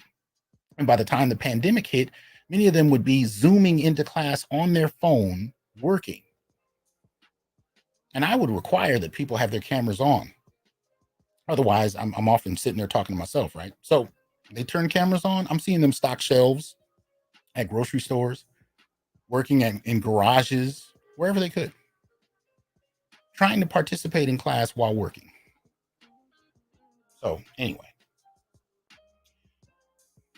last one, criminal justice and public safety. Focus law enforcement resources on serious violent crime, support legislation to decriminalize marijuana, and end poverty-based criminal penalties. Sounds nice. What is that? I mean, how you're going to decriminalize marijuana and end poverty-based criminal penalties? Okay. So what happens to those Black men who've already been incarcerated due to marijuana use or sales? I don't know. Maybe Georgia's different. Maybe that's not a problem Georgia has. I'm not, I don't know. I can tell you nationally, as I've seen, marijuana, they're still trying to decide what's legal from the federal to the state, but I've not heard of any mass exodus of Black males who are incarcerated around marijuana, use and sales. I haven't seen a mass exodus of those brothers from prison, retroactively releasing them for something that they probably shouldn't have been arrested for in the first place. I don't know. Y'all tell me. Maybe I'm wrong. 772 watching. Like, share, subscribe, join, and donate. Support the channel. Help me reach 30,000 subscribers, and also support support the Onyx Network, which you can find pretty much everywhere. You can download it on your app store on your phone. You can go to it on Amazon Fire TV, Roku. Support the Onyx Network. We can actually begin to take this conversation to another level and demand a whole different focus on what Black men want. Next up, repeal extreme gun laws, including criminal carry and close loopholes. Oh, and close loopholes, excuse me. Okay. Repeal extreme gun laws, including criminal carry. Okay. This is one that I would defer to Douglas on. I'd like to hear his opinion. One thing, I'm about to open up the chat in a second. Tell you what, I will also put this in now while I read the last of this. And I'm interested in Black men who want to come up and have something to say about their thoughts on this. All right. Restore diversion programs and reentry programs to support housing, healthcare, and employment. Okay. How will we know, again, that you're targeting this to Black men, right? Restore diversion programs and reentry programs. Okay. So if they need to be restored, that suggests that they fell apart. How? Why? What are you going to do to restore them? How many dollars are you putting into that? How many people are you going to hire to do it? Which people are you going to hire to do it? What percentage of those people will be Black males? See, this is kind of the political hardball we have to start playing. Oh, my boy, Keep It 100. Y'all support the Keep It 100 channel. My boy Marcus in the house. What's good with you, fam? Man, when you said college students can't afford to eat, man, you reached me, man. You reached inside my soul, man. I remember sitting in that cafeteria, man, looking at white boys eat pizza, wishing I could have some pizza too, man. No way. I ain't even trying to hear you, man. Black Uru, if you don't come up in here, man. So we got Dion and we got Douglas in the house. How y'all brothers doing? Doing all right, Doc. All right. Now I'm gonna read just the last couple of these, and then we can just open it up for discussion. So let me see here. So hold law enforcement accountable. Douglas, come back through, man. Says require accountability for law enforcement and correctional officers. Accountability, rather vague. What does accountability mean? And again, what does that mean toward Black men who are mistreated by law enforcement? Curious. Track officers with records of bad behavior and prevent them from getting new jobs. Okay, good. Douglas came back through. Douglas, you there? Douglas, can you hear me? Having some sound issues. Let me see. I hope he can correct it. I want to get his opinion on this. Last one, create state guidelines that address use of force, de-escalation, and crisis intervention. It's a lot of word salad. A lot of this sounds real nice, on one level. I just wish it actually applied to us. But Marcus, starting with you, man, tell us what you think about this. It was funny. I was on Bernard earlier. Shout out Bernard Riley. We had a similar conversation, about politics. Again, I'm of the belief that if you don't speak to me directly, I don't stand in line to vote for you. Straight up. I don't care what party, Green Party, Purple Party, Saturn, Uranus Party. I don't care whatever party you're pushing. I know that there's like this great migration happening with black men where we're moving to the right. And I'm not mad at that. What I'm saying is I don't see them offering anything direct either. And, I think it comes from a historic kind of fed upness with the Democratic Party and the liberals. And I get it. But nobody's speaking directly to us and telling us this is for you in particular, like they do with everybody else. Right. Absolutely. Let me get, hold on. Let me see if I can add some names to this. Okay. Okay, so shout out to Donnie says, how about abolish the Duluth model, its use and application in the state of Georgia? Shit, nationally. Yes, absolutely. Nationally. And if you don't know why, you need to be reading Tommy Curry's The Man Not, and directly get to the section dealing with the Duluth model. Read the whole book, but definitely deal with the area that's dealing with the Duluth model, and you'll see how problematic that's been. Man, we keep losing people. What's up with the connection tonight? Hey, Doc, I got my audio together finally. There we go. All right. That's what I want to hear. Distinguished Legacy asked the question, could you speak to the idea that black men refuse to vote for her because she's a black woman? It's a shame that we even have to have this conversation. So that's the accusation, that black men are not going to vote for her just because she's a black woman. Hey, Doc, I'll speak to that so I live in Georgia, so in Atlanta specifically. Get it. And not just, I have my organization that I'm a part of, but I spend a lot of time with other brothers that are involved with other political organizations on other political issues. So all of them that I've spoken to that, to a man, I have yet to hear a single one of them that have said that they don't support Stacey Abrams to say it's because of, she's a woman. It's always some type of specific and very well thought out policy issue stance that they have a problem with. And I can also tell you, so there's, she's had these sit downs where, she's talking to black men and trying to get some feedback. At least the one that I've been to, it seemed very, very scripted. So I was invited out there by another brother that I'm good friends with. Him and we always have these big political back and forth. So he has some different stances, I have some different, but we have good faith arguments on the points. Right. And so he invited me out to this because he reads different posts that I put up. I post a lot, that you put up, that BGS puts up, etc. We talk about those ideas. So he's kind of, come around to, hey, maybe there needs to be something specifically targeting black men as far as policy. So he invited me out to one of these things because he's like, hey, I know you're well versed in it. You can actually ask one of these questions because, if she wants to, really get black men's votes and get their attention, okay, she has a chance. You have a chance to talk to her and she has a chance to go on record to say, how it is that she is feeling. Well, I go out there. She comes and speaks. She spent probably about 30, 45 minutes there. It comes my turn to ask a question. Conveniently, I get cut off by two other brothers that get their questions asked first. I literally had the mic in my hand and had the mic taken away to give to another brother.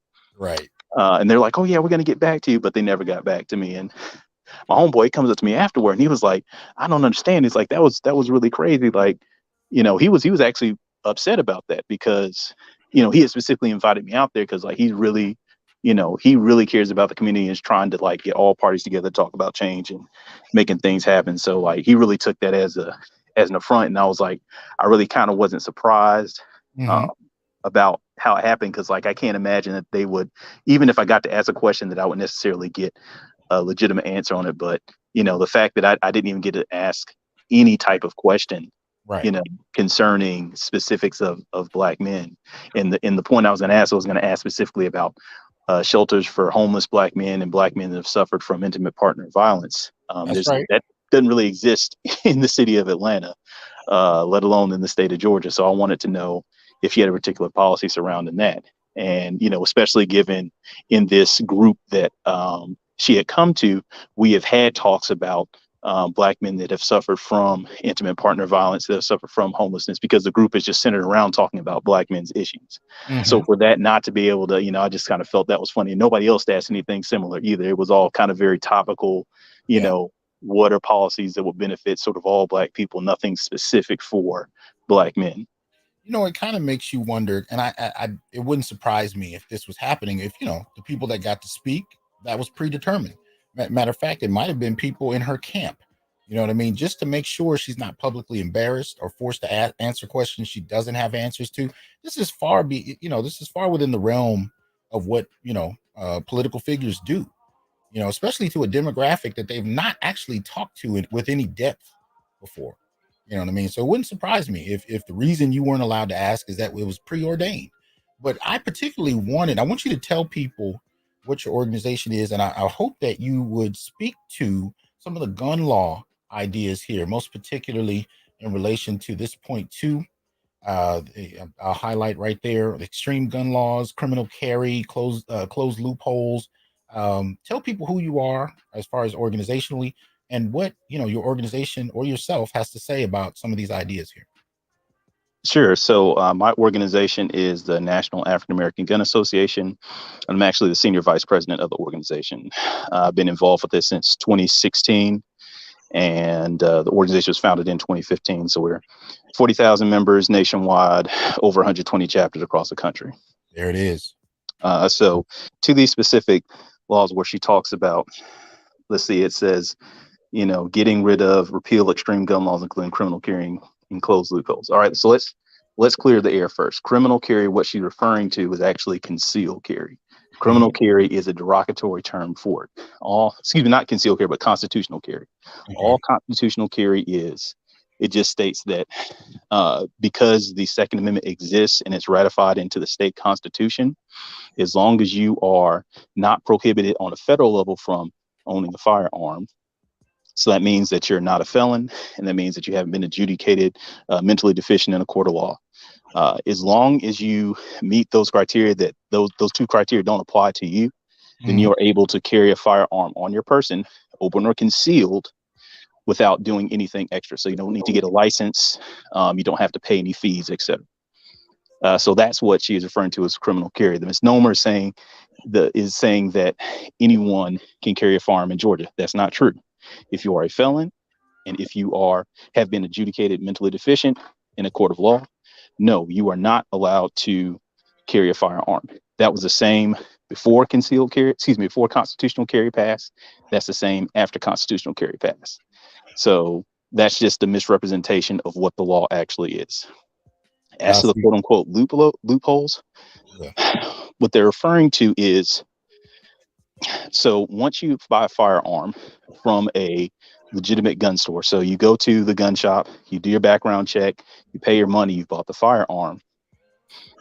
Once you have that firearm, you could sell that firearm to a friend or family member or to a stranger if you like.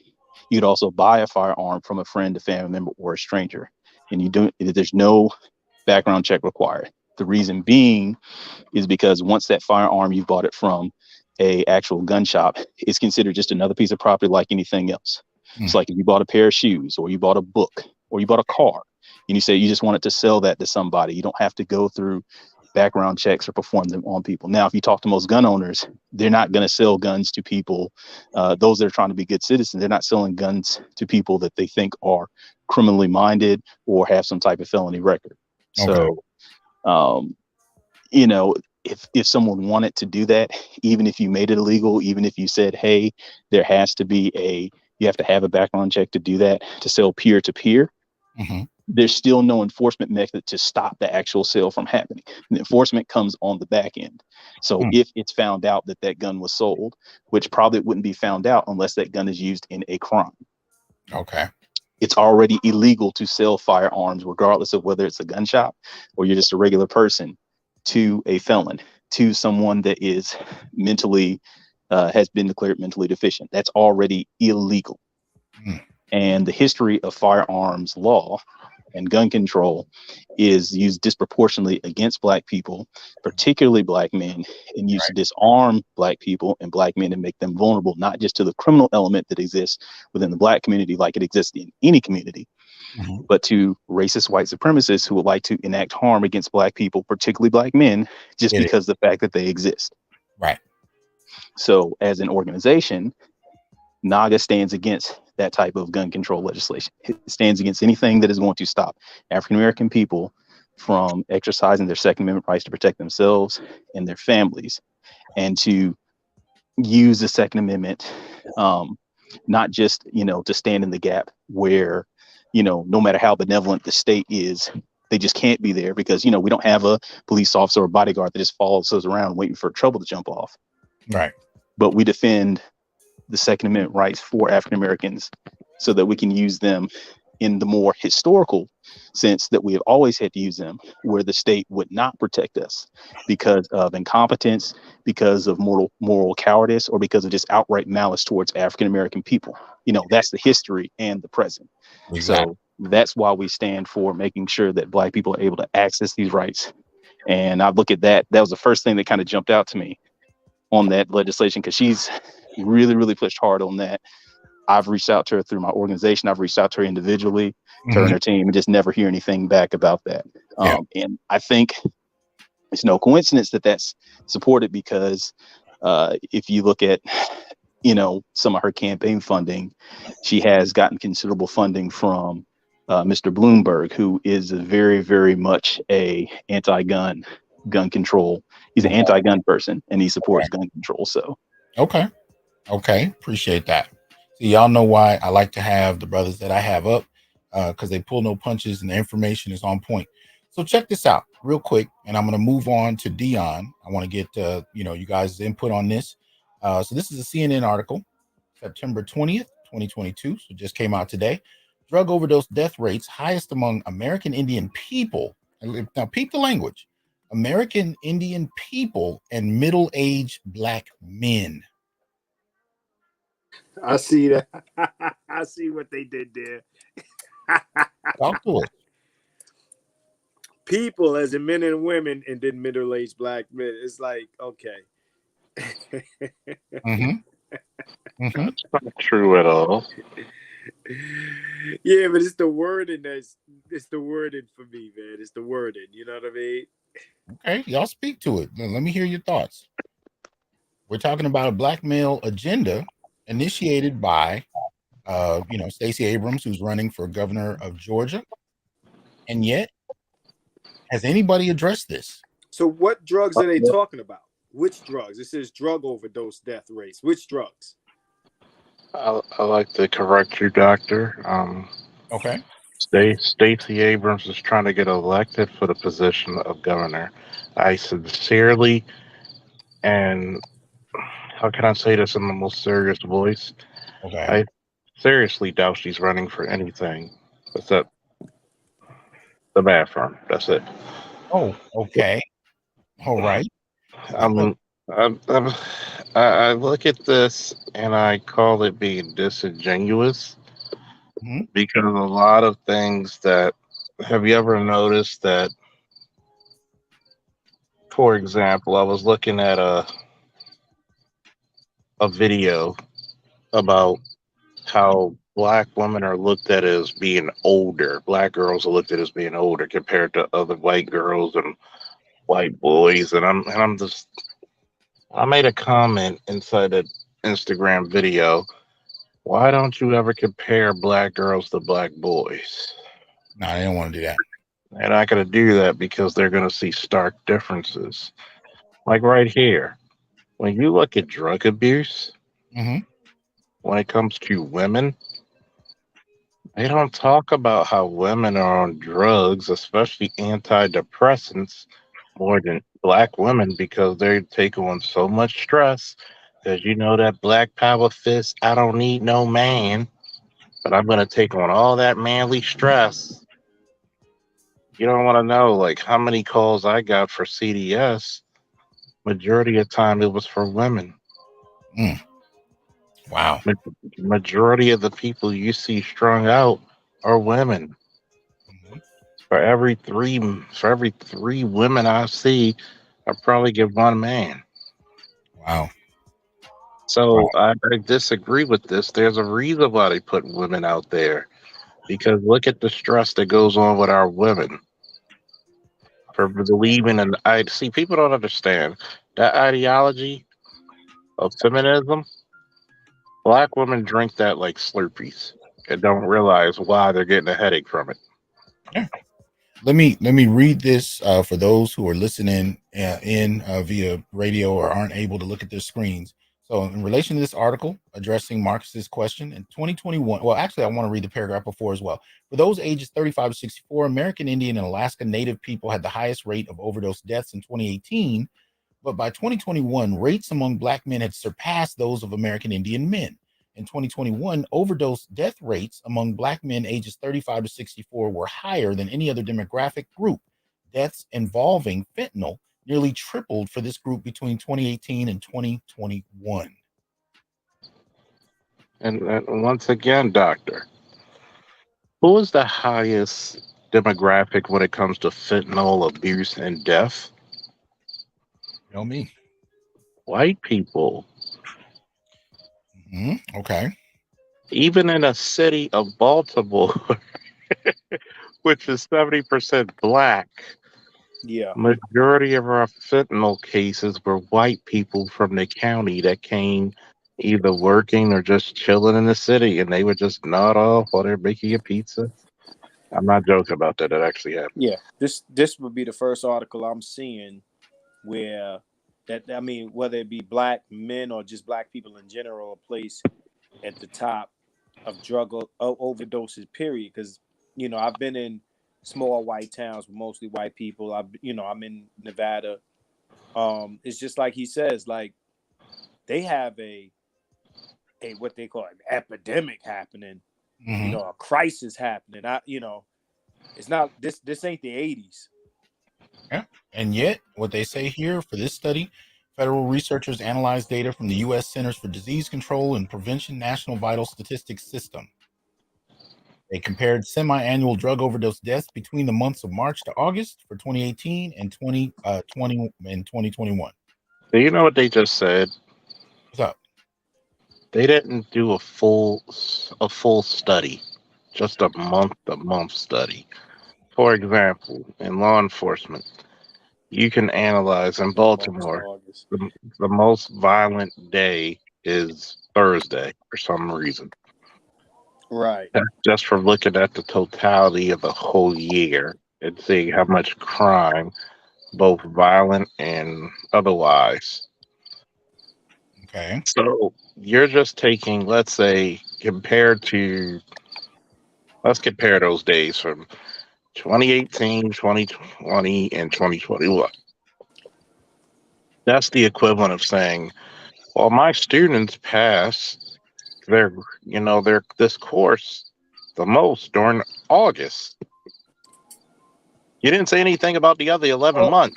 But here's the thing, though. We're talking about death rates, right? Overdose death rates. So you more than likely have more whites dying of fentanyl overdose, but in terms of rate, we're talking about more Black men. Black men, yeah. Well, you got to understand something. Hold on, wait. But they're not saying, and this is the point I really want to emphasize. They're not saying Black people, right? So there's something specific going on to Black men that I want to highlight. But go ahead, finish your thought. And you notice when they put up these drugs, notice it's fentanyl. Black people rarely ever touch it. So guess what? Because you're a smaller population, notice they put Native Americans and Black men, two of the smallest populations of people in the country. Yes. Because one, you have such a small demographic that any percentage, if 3 of us hit fentanyl right now, that's, oh my God, we got an epidemic. But see, this is the issue that I'm having right now is we're talking about fentanyl and all of this and all that, but I've yet to see a drug specified. I mean, unless you're going to show me what drug they're talking about. It's saying drug overdoses. I mean, for all we know, they could be talking about aspirin. They could be talking about anything, right? They could be talking about, whatever. Here's my point, though. Even if the highest rates of those who are dying to aspirin are Black men, my question is, when we start talking about an agenda, if that is what the data has been showing us, and I've seen reports like these for the last couple of years, what exactly are we putting forth politically to deal with it, even if we're talking about studying it in more depth? And that's exactly why I wanted to try to say something about this. I'll put a link in the chat for you guys' convenience whenever you want to take a look at this. I harpoon on this point voraciously that among all demographics in America, Black men are dying at a rate that's higher and more aggressive than people in countries that are at war right now. And I mean, just in total, when you take all modalities of death that can be measured as a metric, right? When you control specifically for Black men, we overcrowd the modality of death. I don't care what metric you take a look at. I don't care how you twist it and turn it. But the narrative states that women are far more under attack. But when you draw it side by side, even though Black women on certain areas may lead other demographics of women, Black women are actually dying at a much lower rate than we are. And not even just a little bit, but dramatically so. Right. And so what we're dealing with is a matter of narrative, which gets flipped into policy later on. And since everybody can have us disappear in what is described as that flat blackness that you and Dr. Tommy Curry speak about very often, this is an exact reason why we need to identify ourselves as a specific political entity and demographic, starting from the way we were dealt with and the way we handled our politics during Reconstruction, because that's exactly where the Civil Rights Bill was originally started at. And I know I'm digressing. I don't want to speak over too many people, but that's precisely why I wanted to come up and speak a little bit about this and this placation that's taking place with Stacey Abrams and the narrative that's being used as a form of corrective action that's reminding people of plantation granny nanny, get your behind back on in this house type rhetoric that's taking place, followed by a very sharp notice from the Republican side of this 6% and rising group of Black men that are disobeying our traditional trend. But in reality, we're just going back to pre-1960 voting patterns. But simultaneously, the Republican side is also losing a little bit of weight from the Libertarian side. And they're concerned that they may be a little bit weaker towards the Democrats. So what I'm saying is, when you're dealing with force, the way you would address greater powers is with timing. And for right now, just like Malcolm X said in his speech, ballot or bullet, Black men are demonstrating themselves to be the deciding factor on these tiebreakers. And that's precisely how we need to be posturing ourselves when we talk about this 14-point agenda. Right. And Doctor, I'm loving it. Can you go back to that police and public safety reform? Oh, okay. But I want you to be brief on this because I want to get some of the people in who haven't talked yet. So, but go ahead, make your point.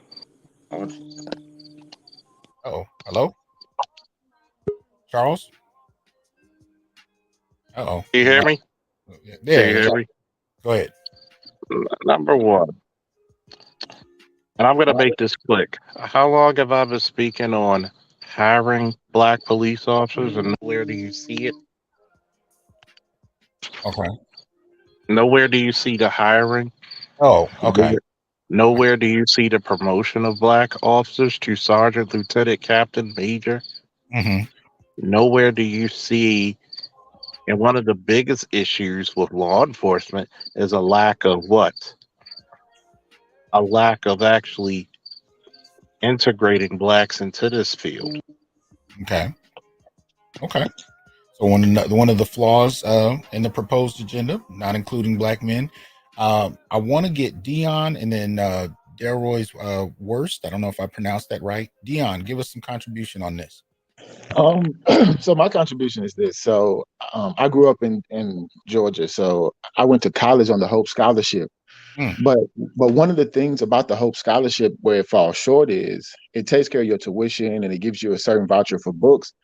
But if you can't pay for room and board or to eat, then for a student like myself, I had to have a job and work on campus as well, just to, struggle through it to make it. And so there are a lot of programs out there that help, but they don't really give Black men what they need to fully be, full students and to really get a full experience of college. Right. That was one thing. And then another thing, when I see that Black Guru came up, is I was going to agree with Black Guru that we should not vote for Stacey Abrams just to show them that we are paying attention and that we see you. And the way in which we do it should be very strategic so that they know that we didn't vote for her on purpose. Okay. And then there was another thing in there about farming. Right. And one of my issues that I always have with the issue of farming is this. Black people in this country have been disenfranchised from farming for generations at this point, right? Okay.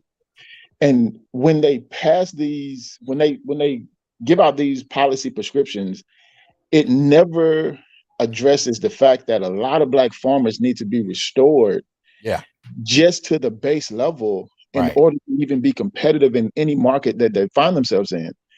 And so if you have a lot of Black farmers out here who, like, for example, in my family, we have land in South Carolina and Georgia, but you can't be a full farmer if you don't have equipment.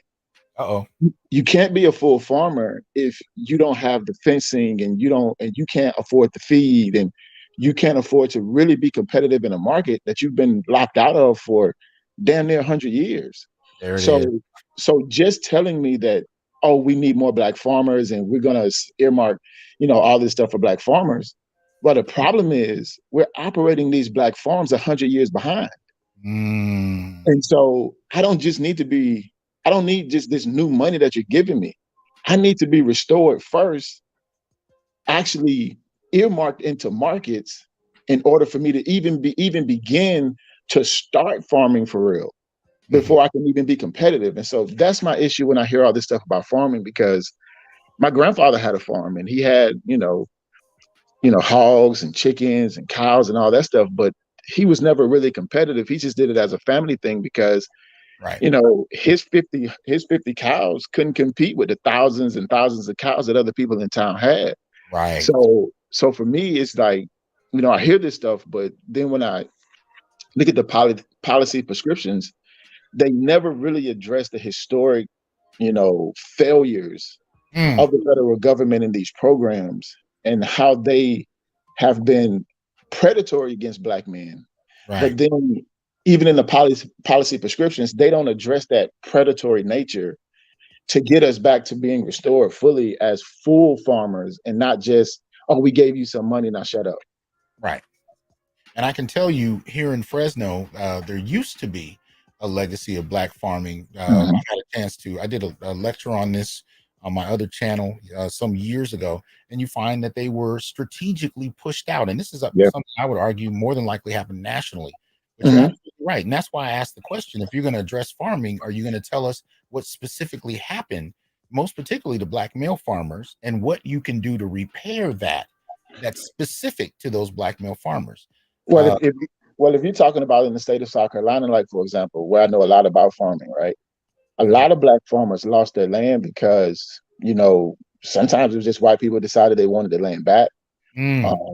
A lot of times they did it through, local politics where they would say, we're running an easement through your farm. And they would run like a power line straight through the center of your farm and make the entire middle of a 50-acre farm unusable. Wow.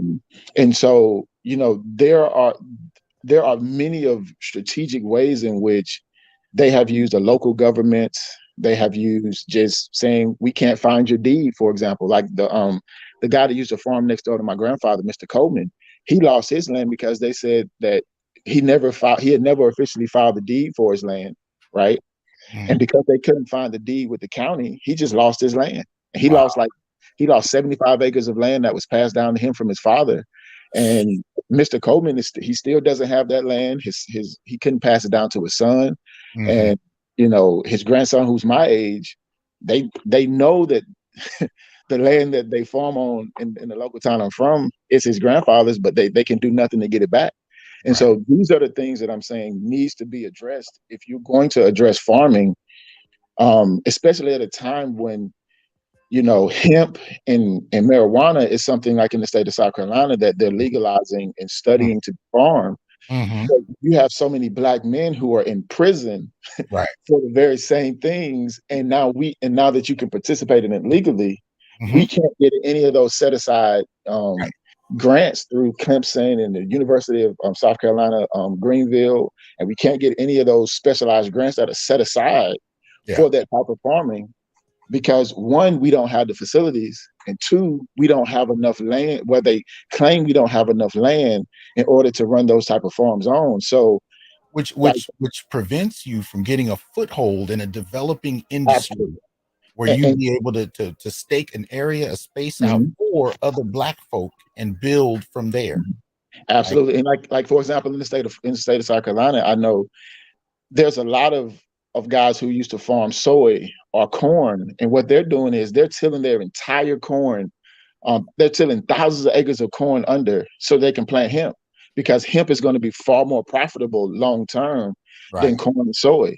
And so where you have a farmer who has 1,000 acres of land and they'll earmark 500 acres just to grow hemp on and get those set asides from the Clemson grants and the South Carolina state grants and all of these different grants that we can't qualify for. And so, those are things like for me, where when I look at these policy prescriptions, it doesn't take into account historic narratives, nor does it account to restore us and make us competitive on purpose. So there's no real purpose in these things. And so for me, I'm with Black Uru. We should vote against her strategically, just to let them know we see you and we don't stand for this crap anymore. And I appreciate that. We're going to get to Black Uru because I want to see the hammer drop directly. But I want to get Delroy's Worst in here. I want to get his statement, and then we're going to get to Uru so that everybody gets a chance to weigh in on this. Delroy's Worst, can you hear me? Yes, I can hear you, sir. All right, go ahead, drop something on this. What are we talking about?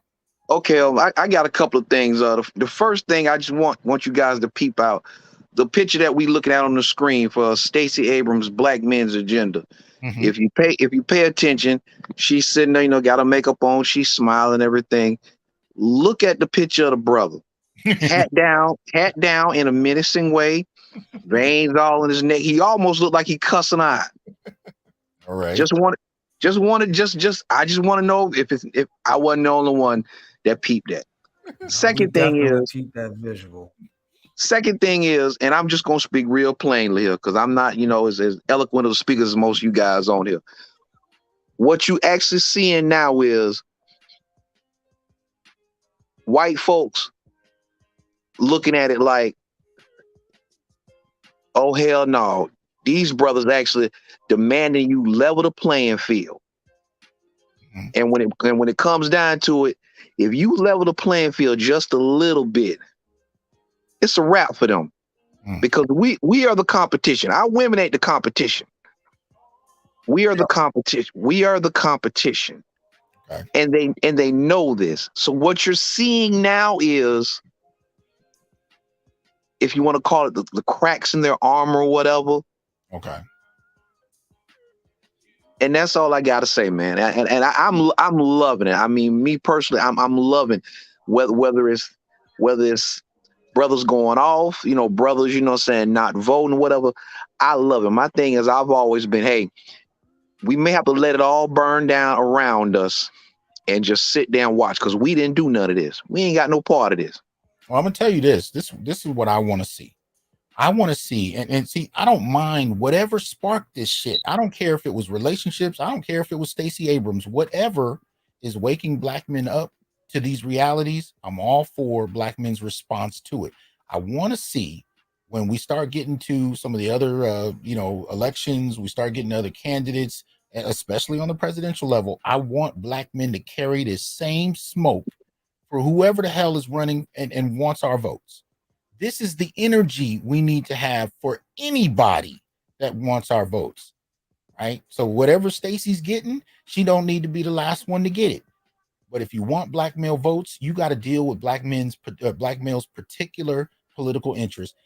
Uru, come on, man, come in here and drop this hammer on us. Come on, what's up?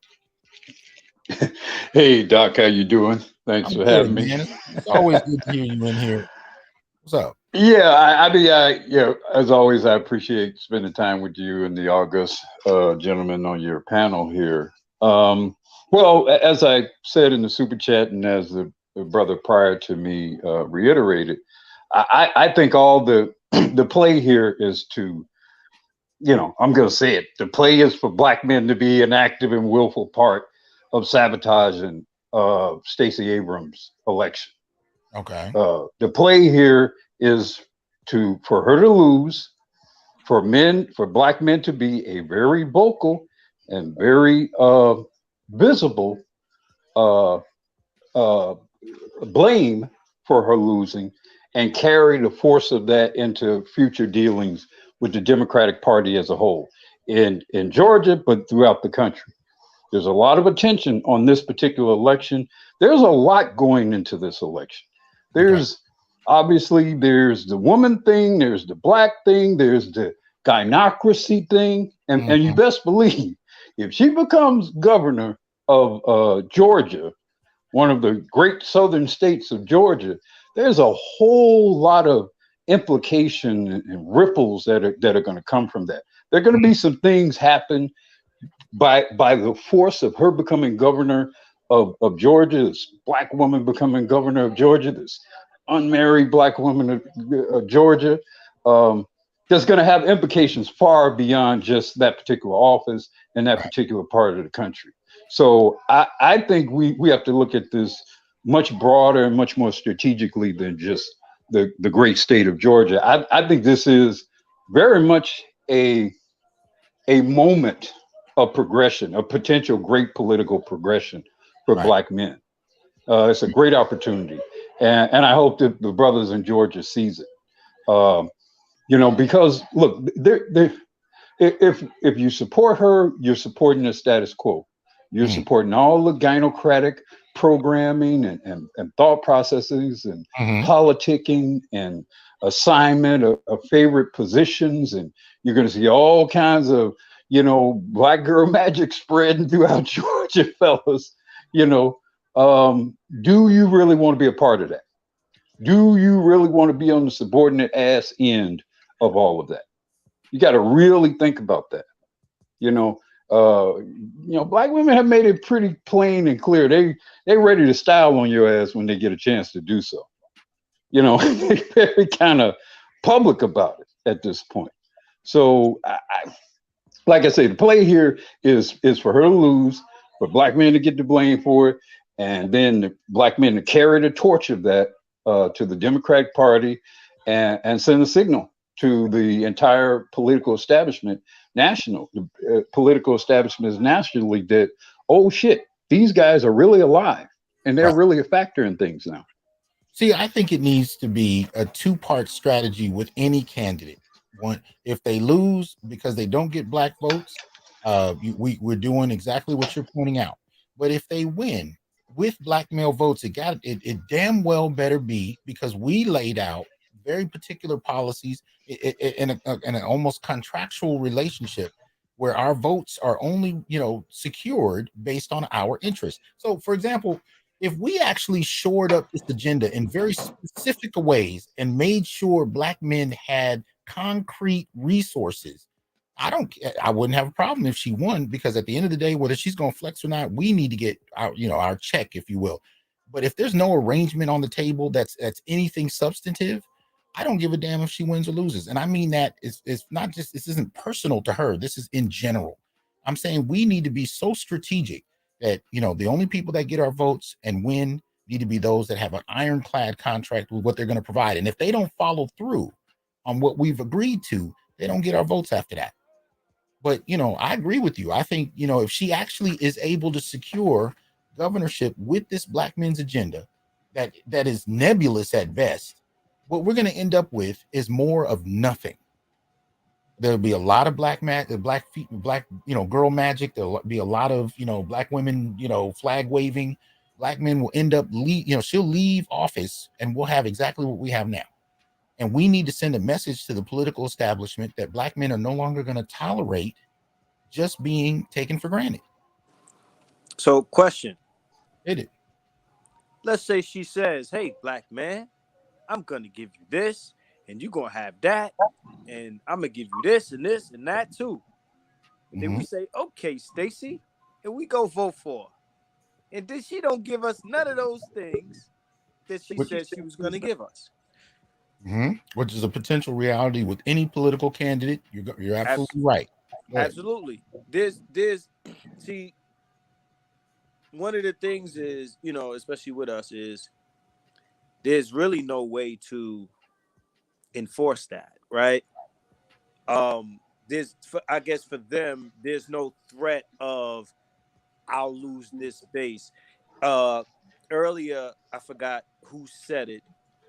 They was talking about, intimate partner violence, that sort of thing, something in there, for black men regarding intimate partner violence. Understand that anything that they write into promises, and I'm talking about politicians, if they were to directly promise black men something, they're going to offend somebody in the process. Sure. Anything that they offer us, I don't care what it is, right, they're going to make somebody mad.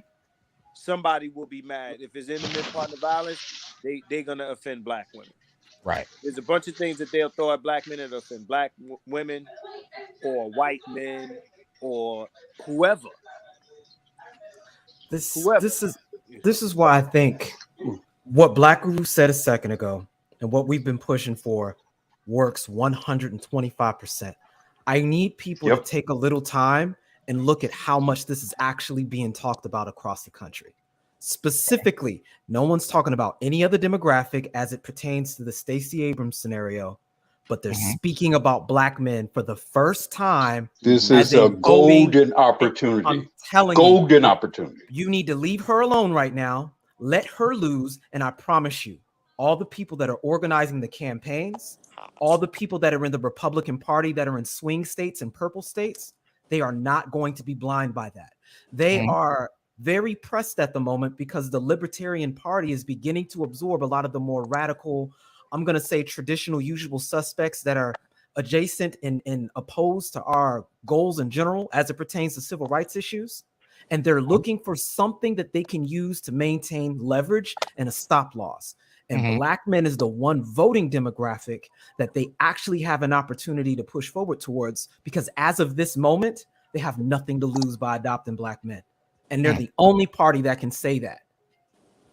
Now, Nameless, shout out to Nameless. I'm glad you came up here tonight, man. I rarely get a chance to hear from you.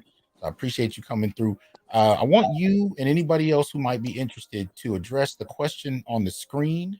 And you also sent me an article that's behind a paywall. Is it the same one that I put up earlier from the Baltimore Sun?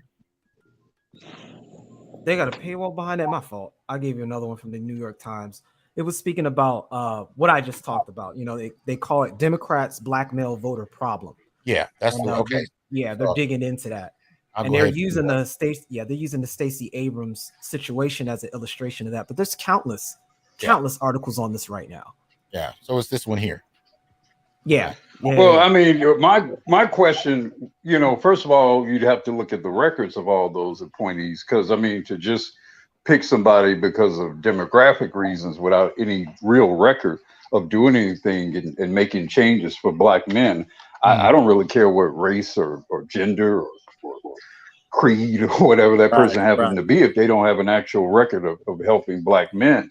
And I think we played the appointment or appointee game, with Obama and with various other situations, and we haven't been all that impressed. So I don't really think that's the strategic ad for black men, frankly. Okay. I strongly the believe. race. Did you guys see in Charles Blow's article? You notice they called us a problem. Right. And what I say to that is, if we are a problem, let's be the biggest problem. I'm talking about let's be a sand spur in these people's shoe. Be loud and clear and take full credit for being a problem.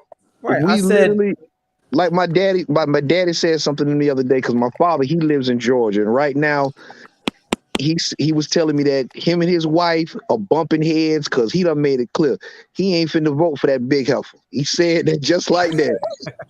So now what he said to me was, he said right now is the time for black men to give everybody they ass to kiss, and then they go turn around and be kissing our ass. Look, we said earlier we need to just go ahead and join Team Muhaha, since everybody thinks we're monsters. Just go ahead, be that kaiju, kick the building over because we built it anyway. Like at this point, black men really need to be practicing political Mandalorianism. Like whether we work for the Republic or the Empire, cut the dough and we'll do the job. Right. Because at this point, we have been made utterly invisible after Title VII, after Title IX, after all of these other provisions under the damn sun. You're going to have individuals coming in from other countries that get precedence over us. Absolutely. So until we continue to lean on that, and now the language is in place for the black male vote. No one's talking about the black male vote until this moment here. And it's because they were so close to their victory, and they got a glimpse of that with Trump. They got a glimpse of it when they wanted to initially say, oh, well, it's because you don't like women.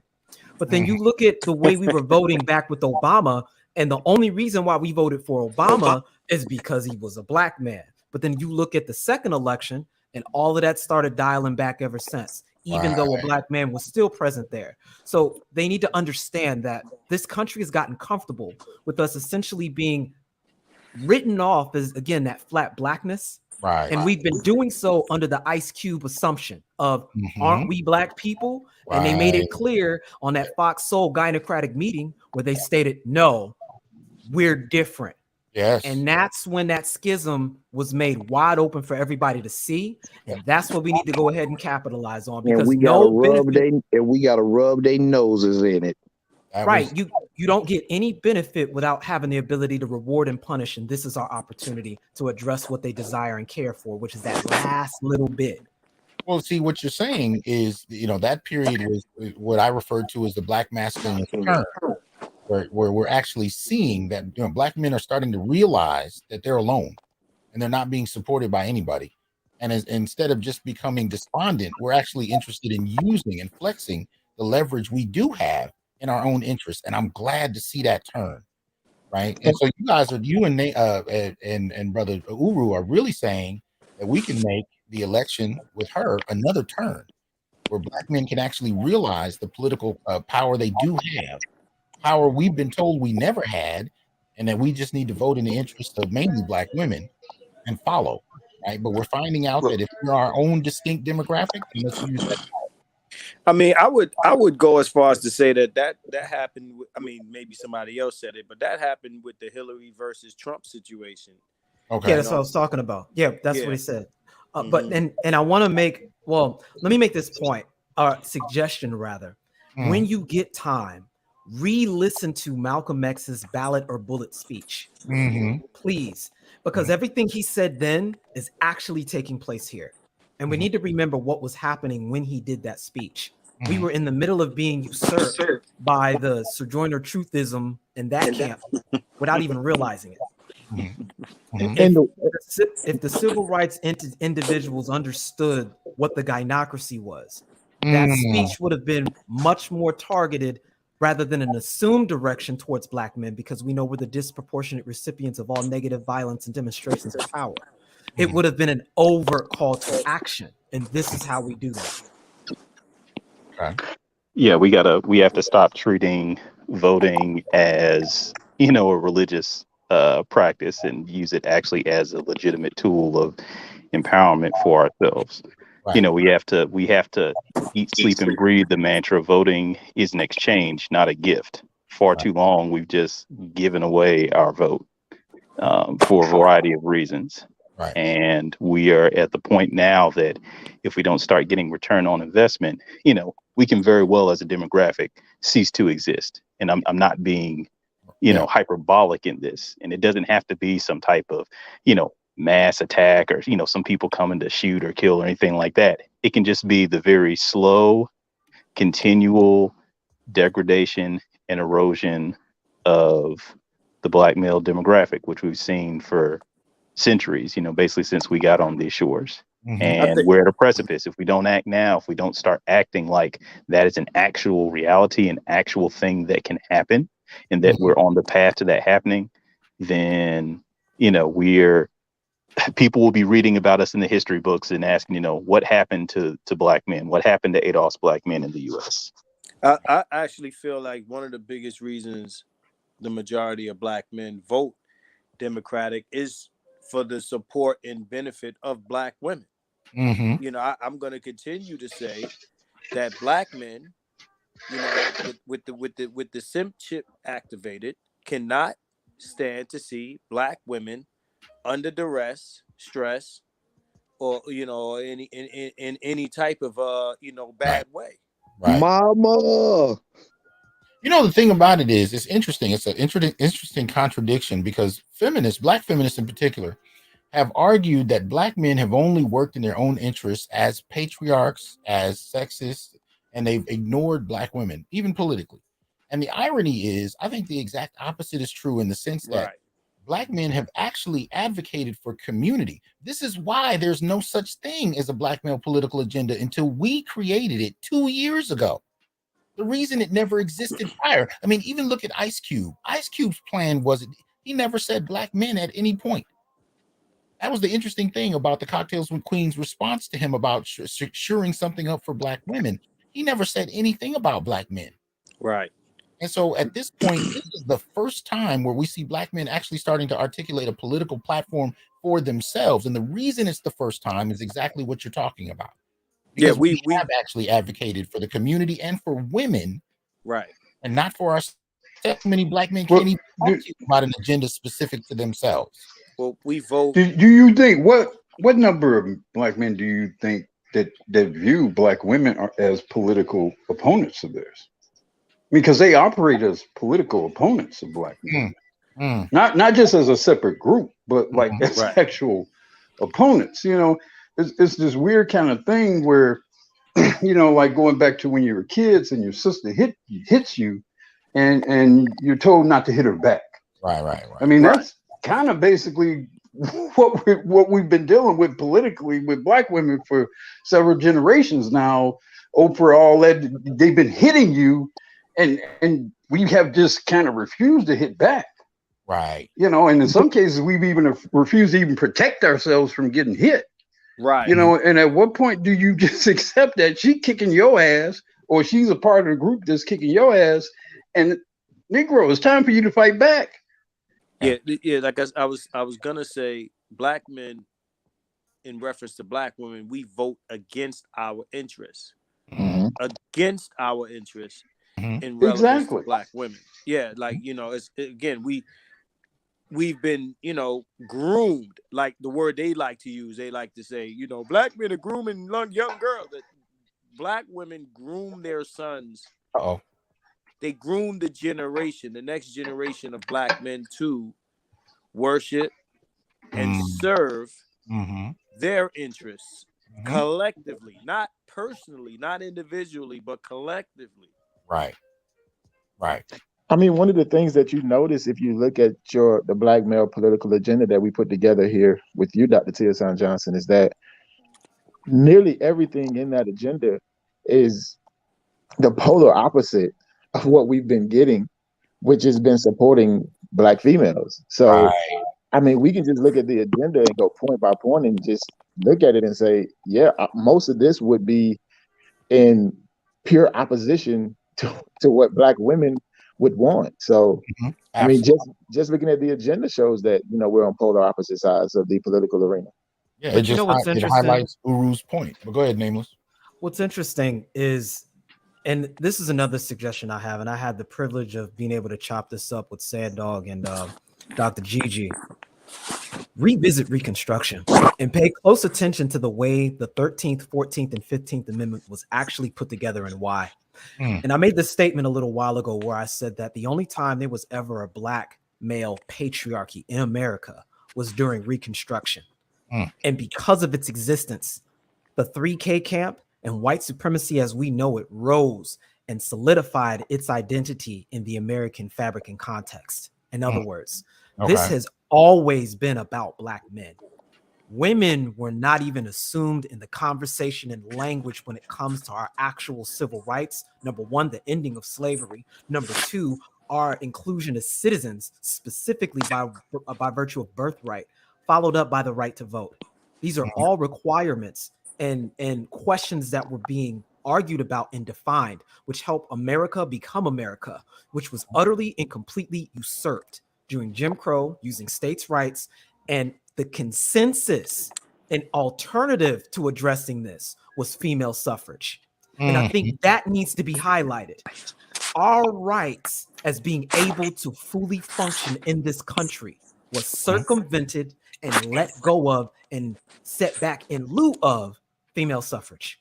And when you look at the key actors that are in place, names like Sojourner Truth, Frederick Douglass, a bunch of other very, very familiar names start coming up, and we begin to understand why we have our voting patterns the way we do. And the phenomenon you're describing, where we have this ruthless desire to try to protect and hold this unit together at all costs, but we sometimes fail to remember that we still have to win the fight. Because at the end of the day, for the most part, if we win, they win.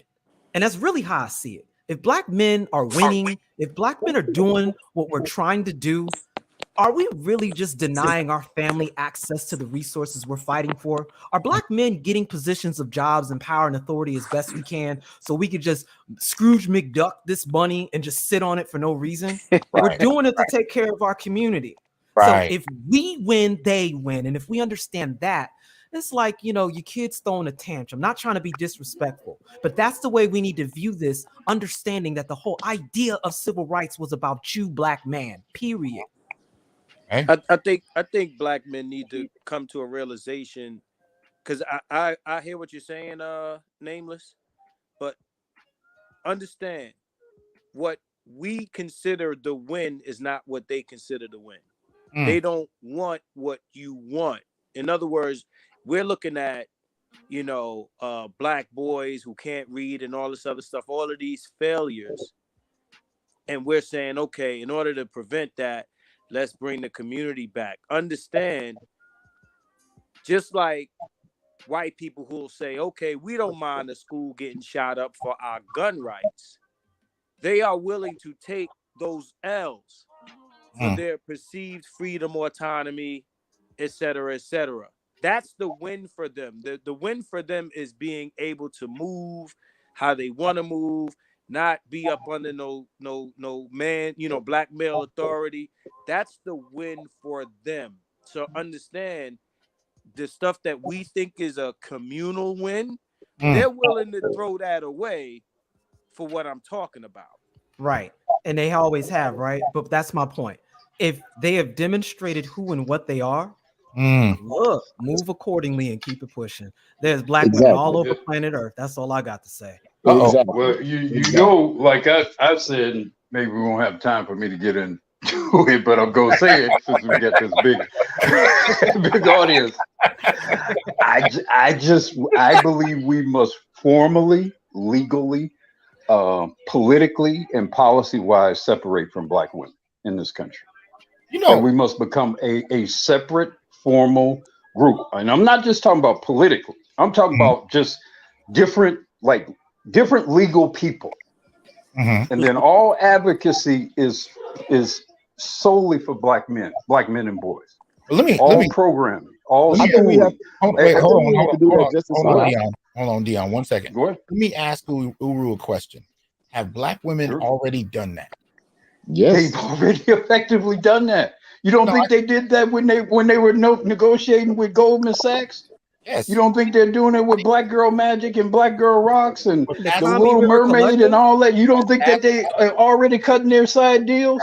Come on now. That's what I'm getting at, because when we hear you ask the question, it sounds, I mean, people clutch their pearls like, oh my God, that's so extreme. I don't know if we should do that. But the question we need to be asking is, did they already do it? Dr. T, they already did it. They were enabled to do it. They were allowed to do it. They were encouraged to do it. And they are reveling in doing it. They are reveling in it. And they're throwing it back in our face that they're doing it when they say things like Black Girl Rock and Black Girl Magic, and, and we can throw things in there. Nah. Look at what I got. Right. That's what they're saying. Yeah, and it's like your older sister, being given privilege above you, and then throw it in your face that she's better than you, when you're like, you didn't do anything to get it. So now it's time for us. So now it's time for us to actually start being Mr. Yeah, we have to. No, we don't need to be Mr., but we definitely need to separate from Black. No, Mr. Dion. Serious talk. We need to be Mr. We need to be Mr.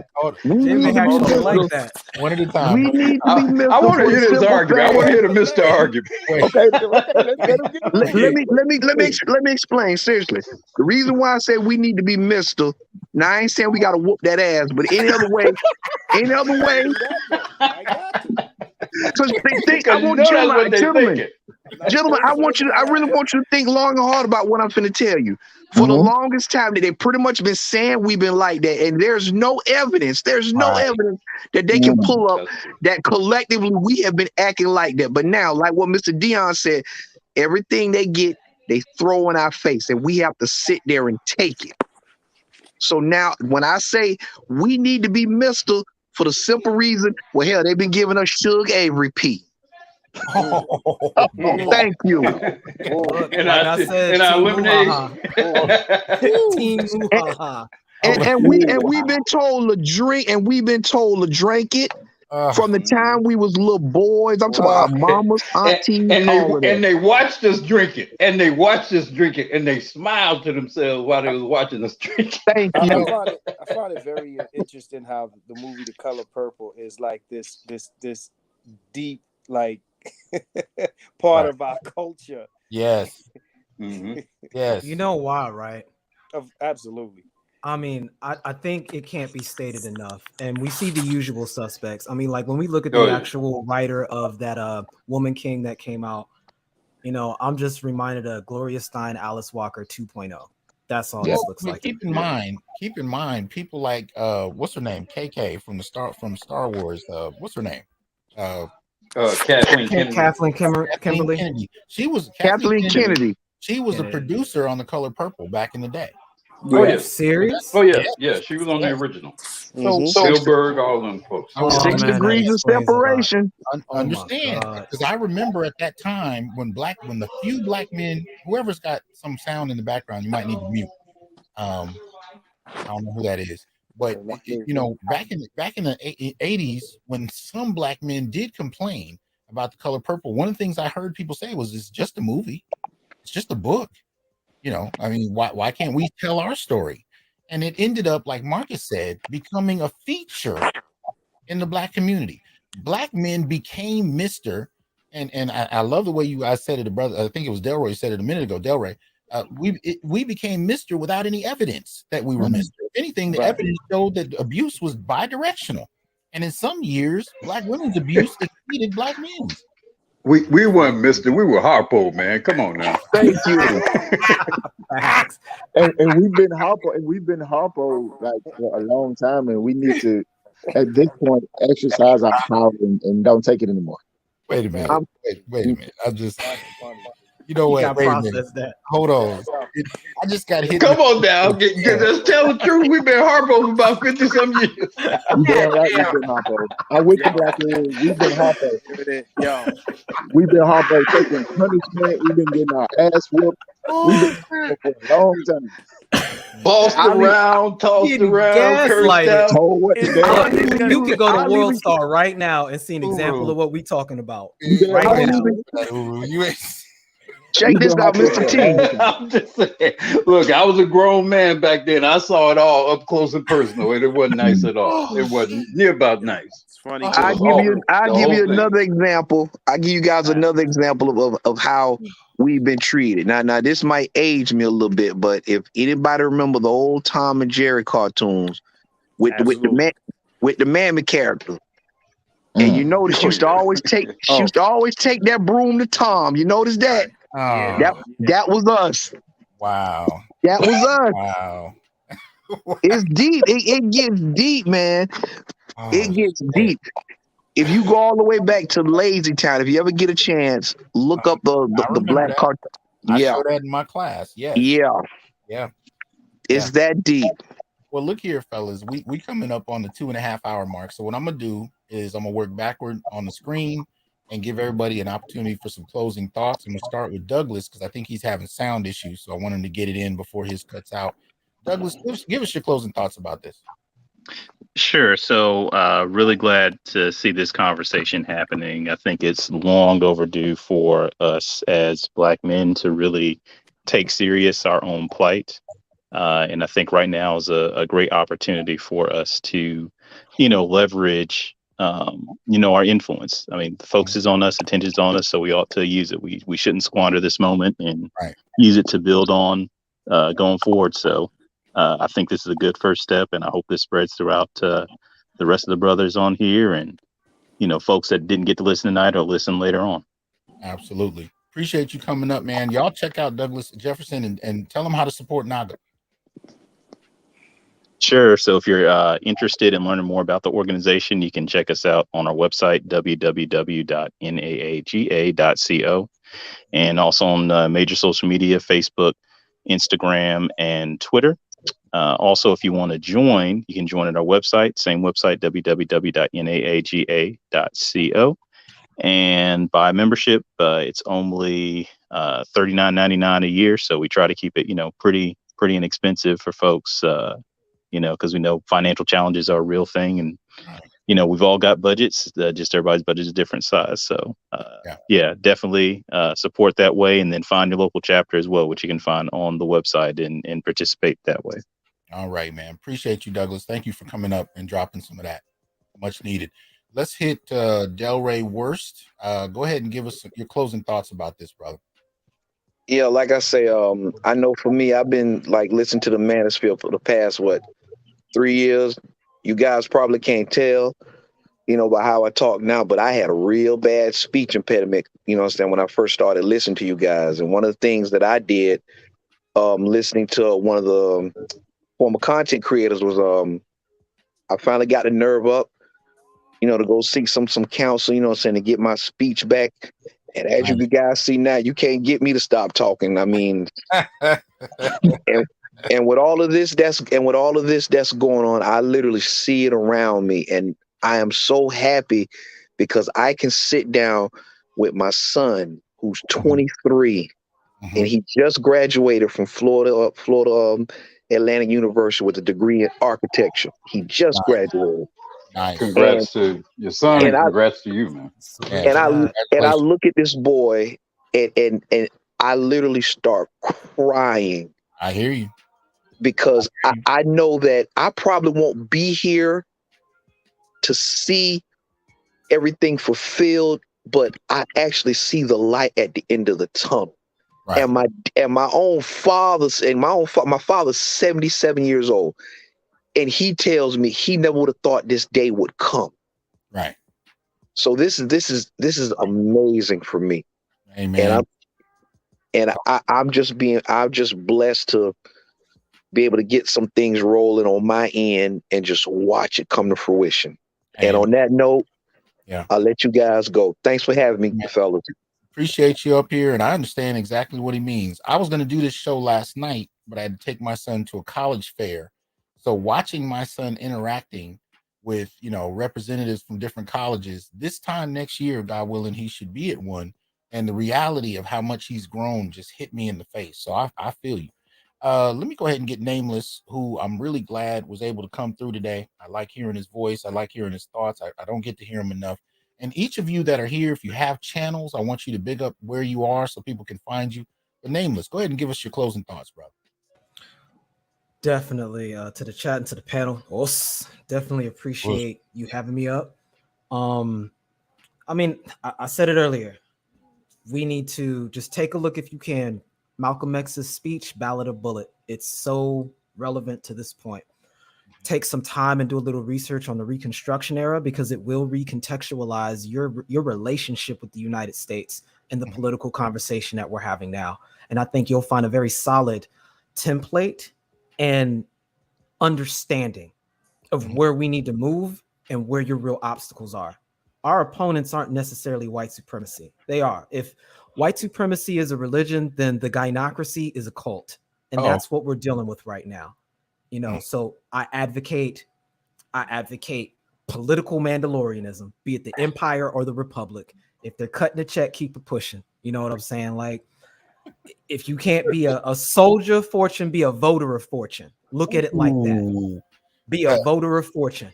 Nameless. Because no one else is going to advocate for you, family. Go ahead. All right. Nameless. This is the way. Exactly. But with that, family, this is the way. This is the way. So definitely pay attention. Get this on the playback. Get the info from the brothers you heard speaking earlier. We're not on the plantation anymore, man. This is our ritual of emancipation. Because without us having our own political block being respected by name, and without exploiting the timing here, we're not going to get another window. But I promise you, 2023 is going to be all about politics, and it's going to be all about reining your behind back to that spot where they want you at. And you can say no. Okay. But with that said, fam, thanks for having me up. You guys enjoy the rest of your night. Hey, man, thanks for coming up. Appreciate it. And just so everybody knows, all the links to everything that's been on the screen will be in the description box when we're done with the video. Give me about 5 minutes. I'm gonna try to put it up before everybody closes their thoughts, but the links will all be available so you can explore anything you saw on the screen tonight. Dion, go ahead and give us your closing thoughts. Well, first off, I'd like to thank you for having us up. And my thoughts are this. I mean, you only get one opportunity for a moment like this where kind of all the planets have aligned for us as Black men to make our voices heard. And we need to make our voices heard in this upcoming, election season, and be strategic about it and let them know that we did whatever we decide we're going to do in this upcoming election. And for all my brothers in Georgia, do not vote for Stacey Abrams. She does not have your best interests at heart. And I don't see a way forward with the Democratic Party at this point, and we're going to have to force them to take us seriously. And this is the opportunity. All right. Again. All right. Appreciate that, man. Thank you. Black Uru, who I am happy came up tonight. And I had to get on you, man. I was like, you better not be in the chat and not come up in here, man. So I heard you. I heard you. I said, damn, I guess I can't come up. Thanks for having me, Doc. It's a great pleasure as always to be on your panel, talk with you, talk with other illustrious men on your panel. A lot of things have already been said. I'll just maybe reiterate that this is a great opportunity for Black men. I know it's just Georgia. And if you don't live in Georgia, you're like, well, how does it relate to me? There's a lot of eyes on this election. Everybody is concerned about this election in this country right now. Every major political entity is. Because again, the way this election goes will determine how a lot of other things are done. A lot of other things. Georgia's an important place in the South, deep South. So there's a lot of interest there. And how this goes will determine how a lot of other things go. This is a great opportunity for Black men to stake a claim in the game. For too long, we haven't really been a part of the game. We've been on sidelines watching, Black girls rock and all that kind of stuff. Well, time's over for that. Now it's time for Black men to have a voice, to be a force. Separate from them, what are our interests? What are our agendas? Black men and boys, what are they? And how do we make that happen? And as I said earlier, I think the best step you could take is for Abram to lose this election, for Black men to be blamed for it, and then Black men to assume blame for it and say, this is what we're going to do in Illinois. This is what we're going to do in New York. This is what we're going to do in Missouri if our issues and our matters aren't taken serious. Right. And I think a lot of us will be surprised how suddenly important our voices are, including and especially in this particular environment. Great opportunity for that. And I hope we capitalize on that. So thanks again, Doc. No, thank you. And I think even Charles Blow agrees with you, because he said in his article that this issue, everything going on in Atlanta, is more than likely national. And I agree. I think it is. So appreciate you coming up, man. Let me go ahead and get the final word from Keep It 100 himself. Appreciate you coming through, man. Close us out. Most def. You know, as always, SYSBM, I encourage Black men to only support people who are offering you something directly. Forget we all know the language already. We know it already. People of color, minorities, we know the trick bag language already. So we don't have to talk about it deeply. We don't have to wonder, hey, does it mean us? And we see how things get carried out when that language is used. Right. So we've been around this block enough times to know what that is, what it looks like. And if they're not specifically saying Black men, if the candidate is not specifically saying that, then that's definitely what they do not mean. They are talking to these other groups that benefit from these things. Never consider the thing that you're asking for a handout. Handout is a racially loaded word. It's a racially loaded term to say, well, anything that we give to you is a handout, because everything else they give away as aid, or it's funding, or a better word than handout, because everybody gets handouts. I was on Bernard's show. I asked, how many Black men get on social services for life as a recipient? You don't see too much of that. You see women do that. Women are used to getting things handed to them. And these other groups of people, same thing. If they're not getting it from the federal government, they get it from their own communities and their own culture. So don't be afraid to demand something from the government you pay taxes to, and from politicians that you vote into office. And they owe it to you directly. They owe it to you to speak to you directly. If not, sit at home. Yeah. I'm not standing in line for nobody who doesn't speak to me directly. And if we can do that in every other context, we can do it here. Let me ask you a question before you close out, man. In your lifetime, have you seen a serious difference in the quality of life for Black men based on who's been in office? Has it been a serious difference? Has one party just demonstrated unequivocally that they are the far superior party in terms of the quality of life for Black men? What have you noticed? I'm just curious. I don't know if in my lifetime I can't say that I've seen that. I can't say that someone has demonstrated not only an effort to appeal to Black men, but they get in office and they actually do the things for Black men that they either said they were going to do, or even if they said Black people. Right? I never see anything specifically done for Black men other when they talk about earlier, we were talking about prison reform and this and that, and usually if they do anything for Black men, it's usually the felons or the criminals, or that group. They never do anything to advance Black men. They want to rescue Black men from their crimes or mandatory minimums or these sorts of things. See, you understand what I'm saying? So yeah. So as far as a big difference, no, usually that comes from, I don't know, usually people like a Robert Smith or this one or that one. It never comes from the state or the federal government. See, here's why I asked you the question. And we got Hitflix. He says, I'm 52. I haven't seen any difference between the parties in my lifetime. Right. The reason I asked the question is because Black men have been put in a position where we have nothing to lose. Right.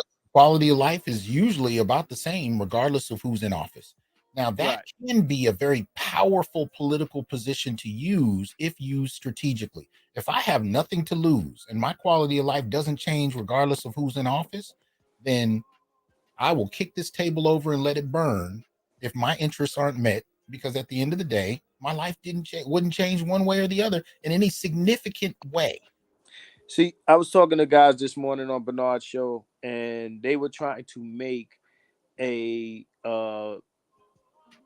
better of the two evils argument with me for the Republican Party. Okay. And I didn't understand where they were coming from, and they thought that I was coming from a liberal Democrat position debating them. And I think most people, if they listen to enough of me talking, they would know that I don't side with either party. But I agree with you. No, but see, but that's important, because I suspect, and you know what, I'm saying this from the gut, and I'm saying this as a scholar. I didn't research this, and I need to. My suspicion is more black men are willing to be, I think what Nameless called, what did he call it?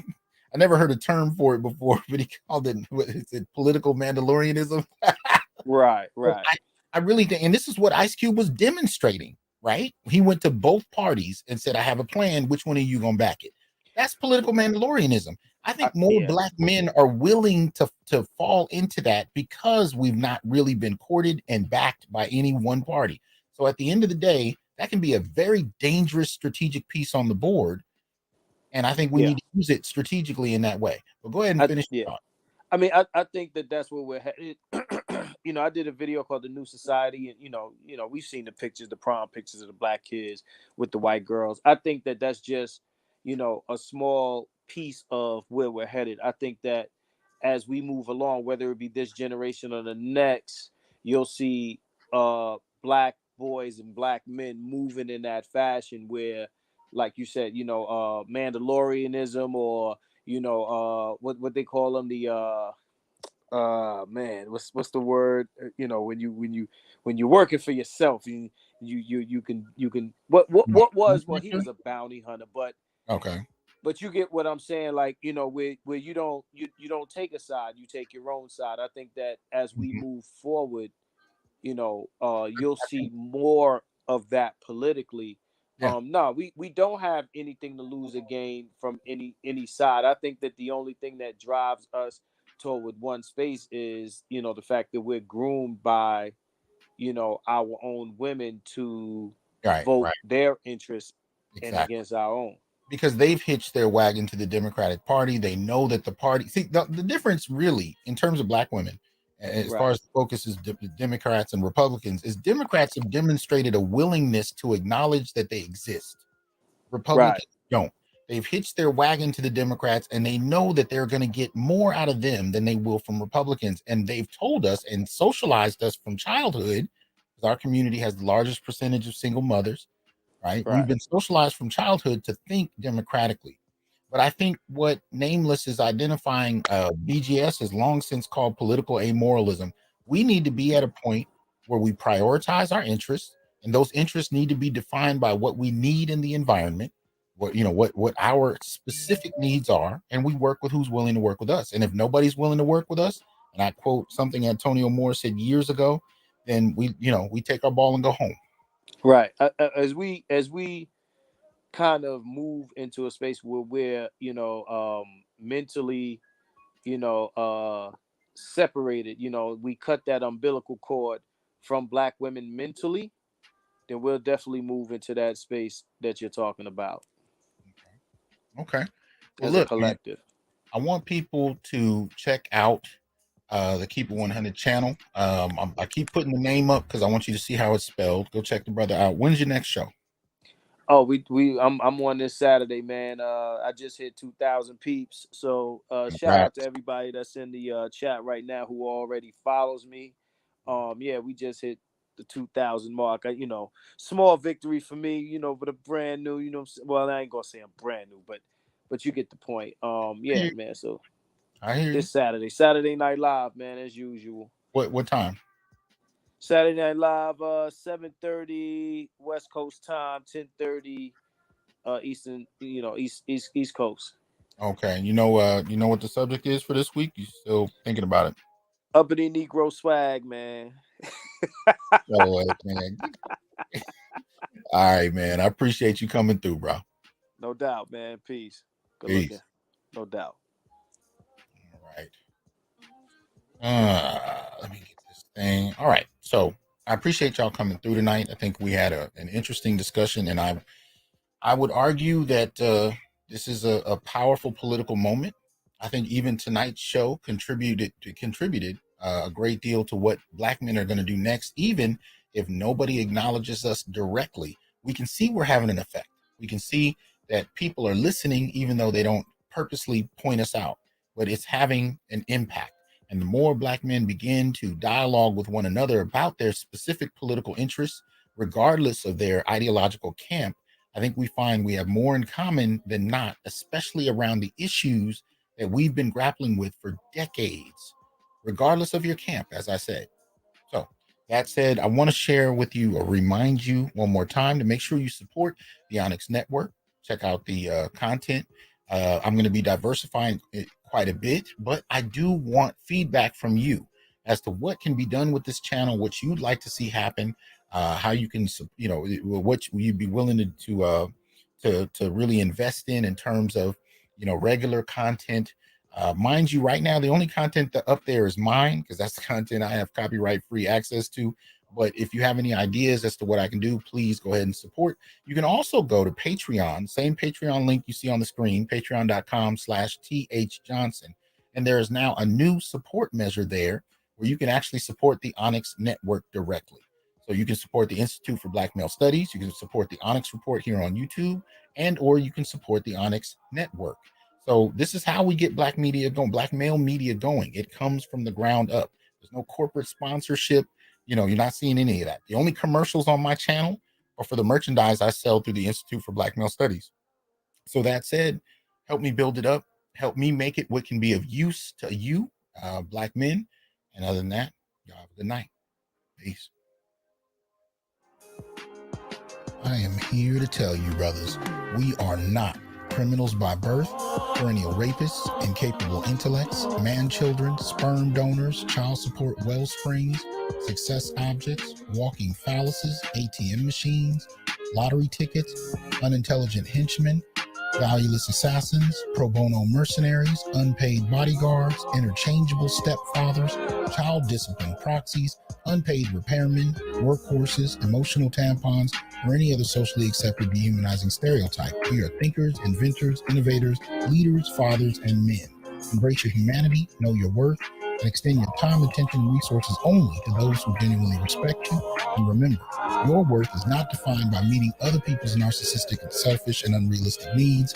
You define your worth. Peace.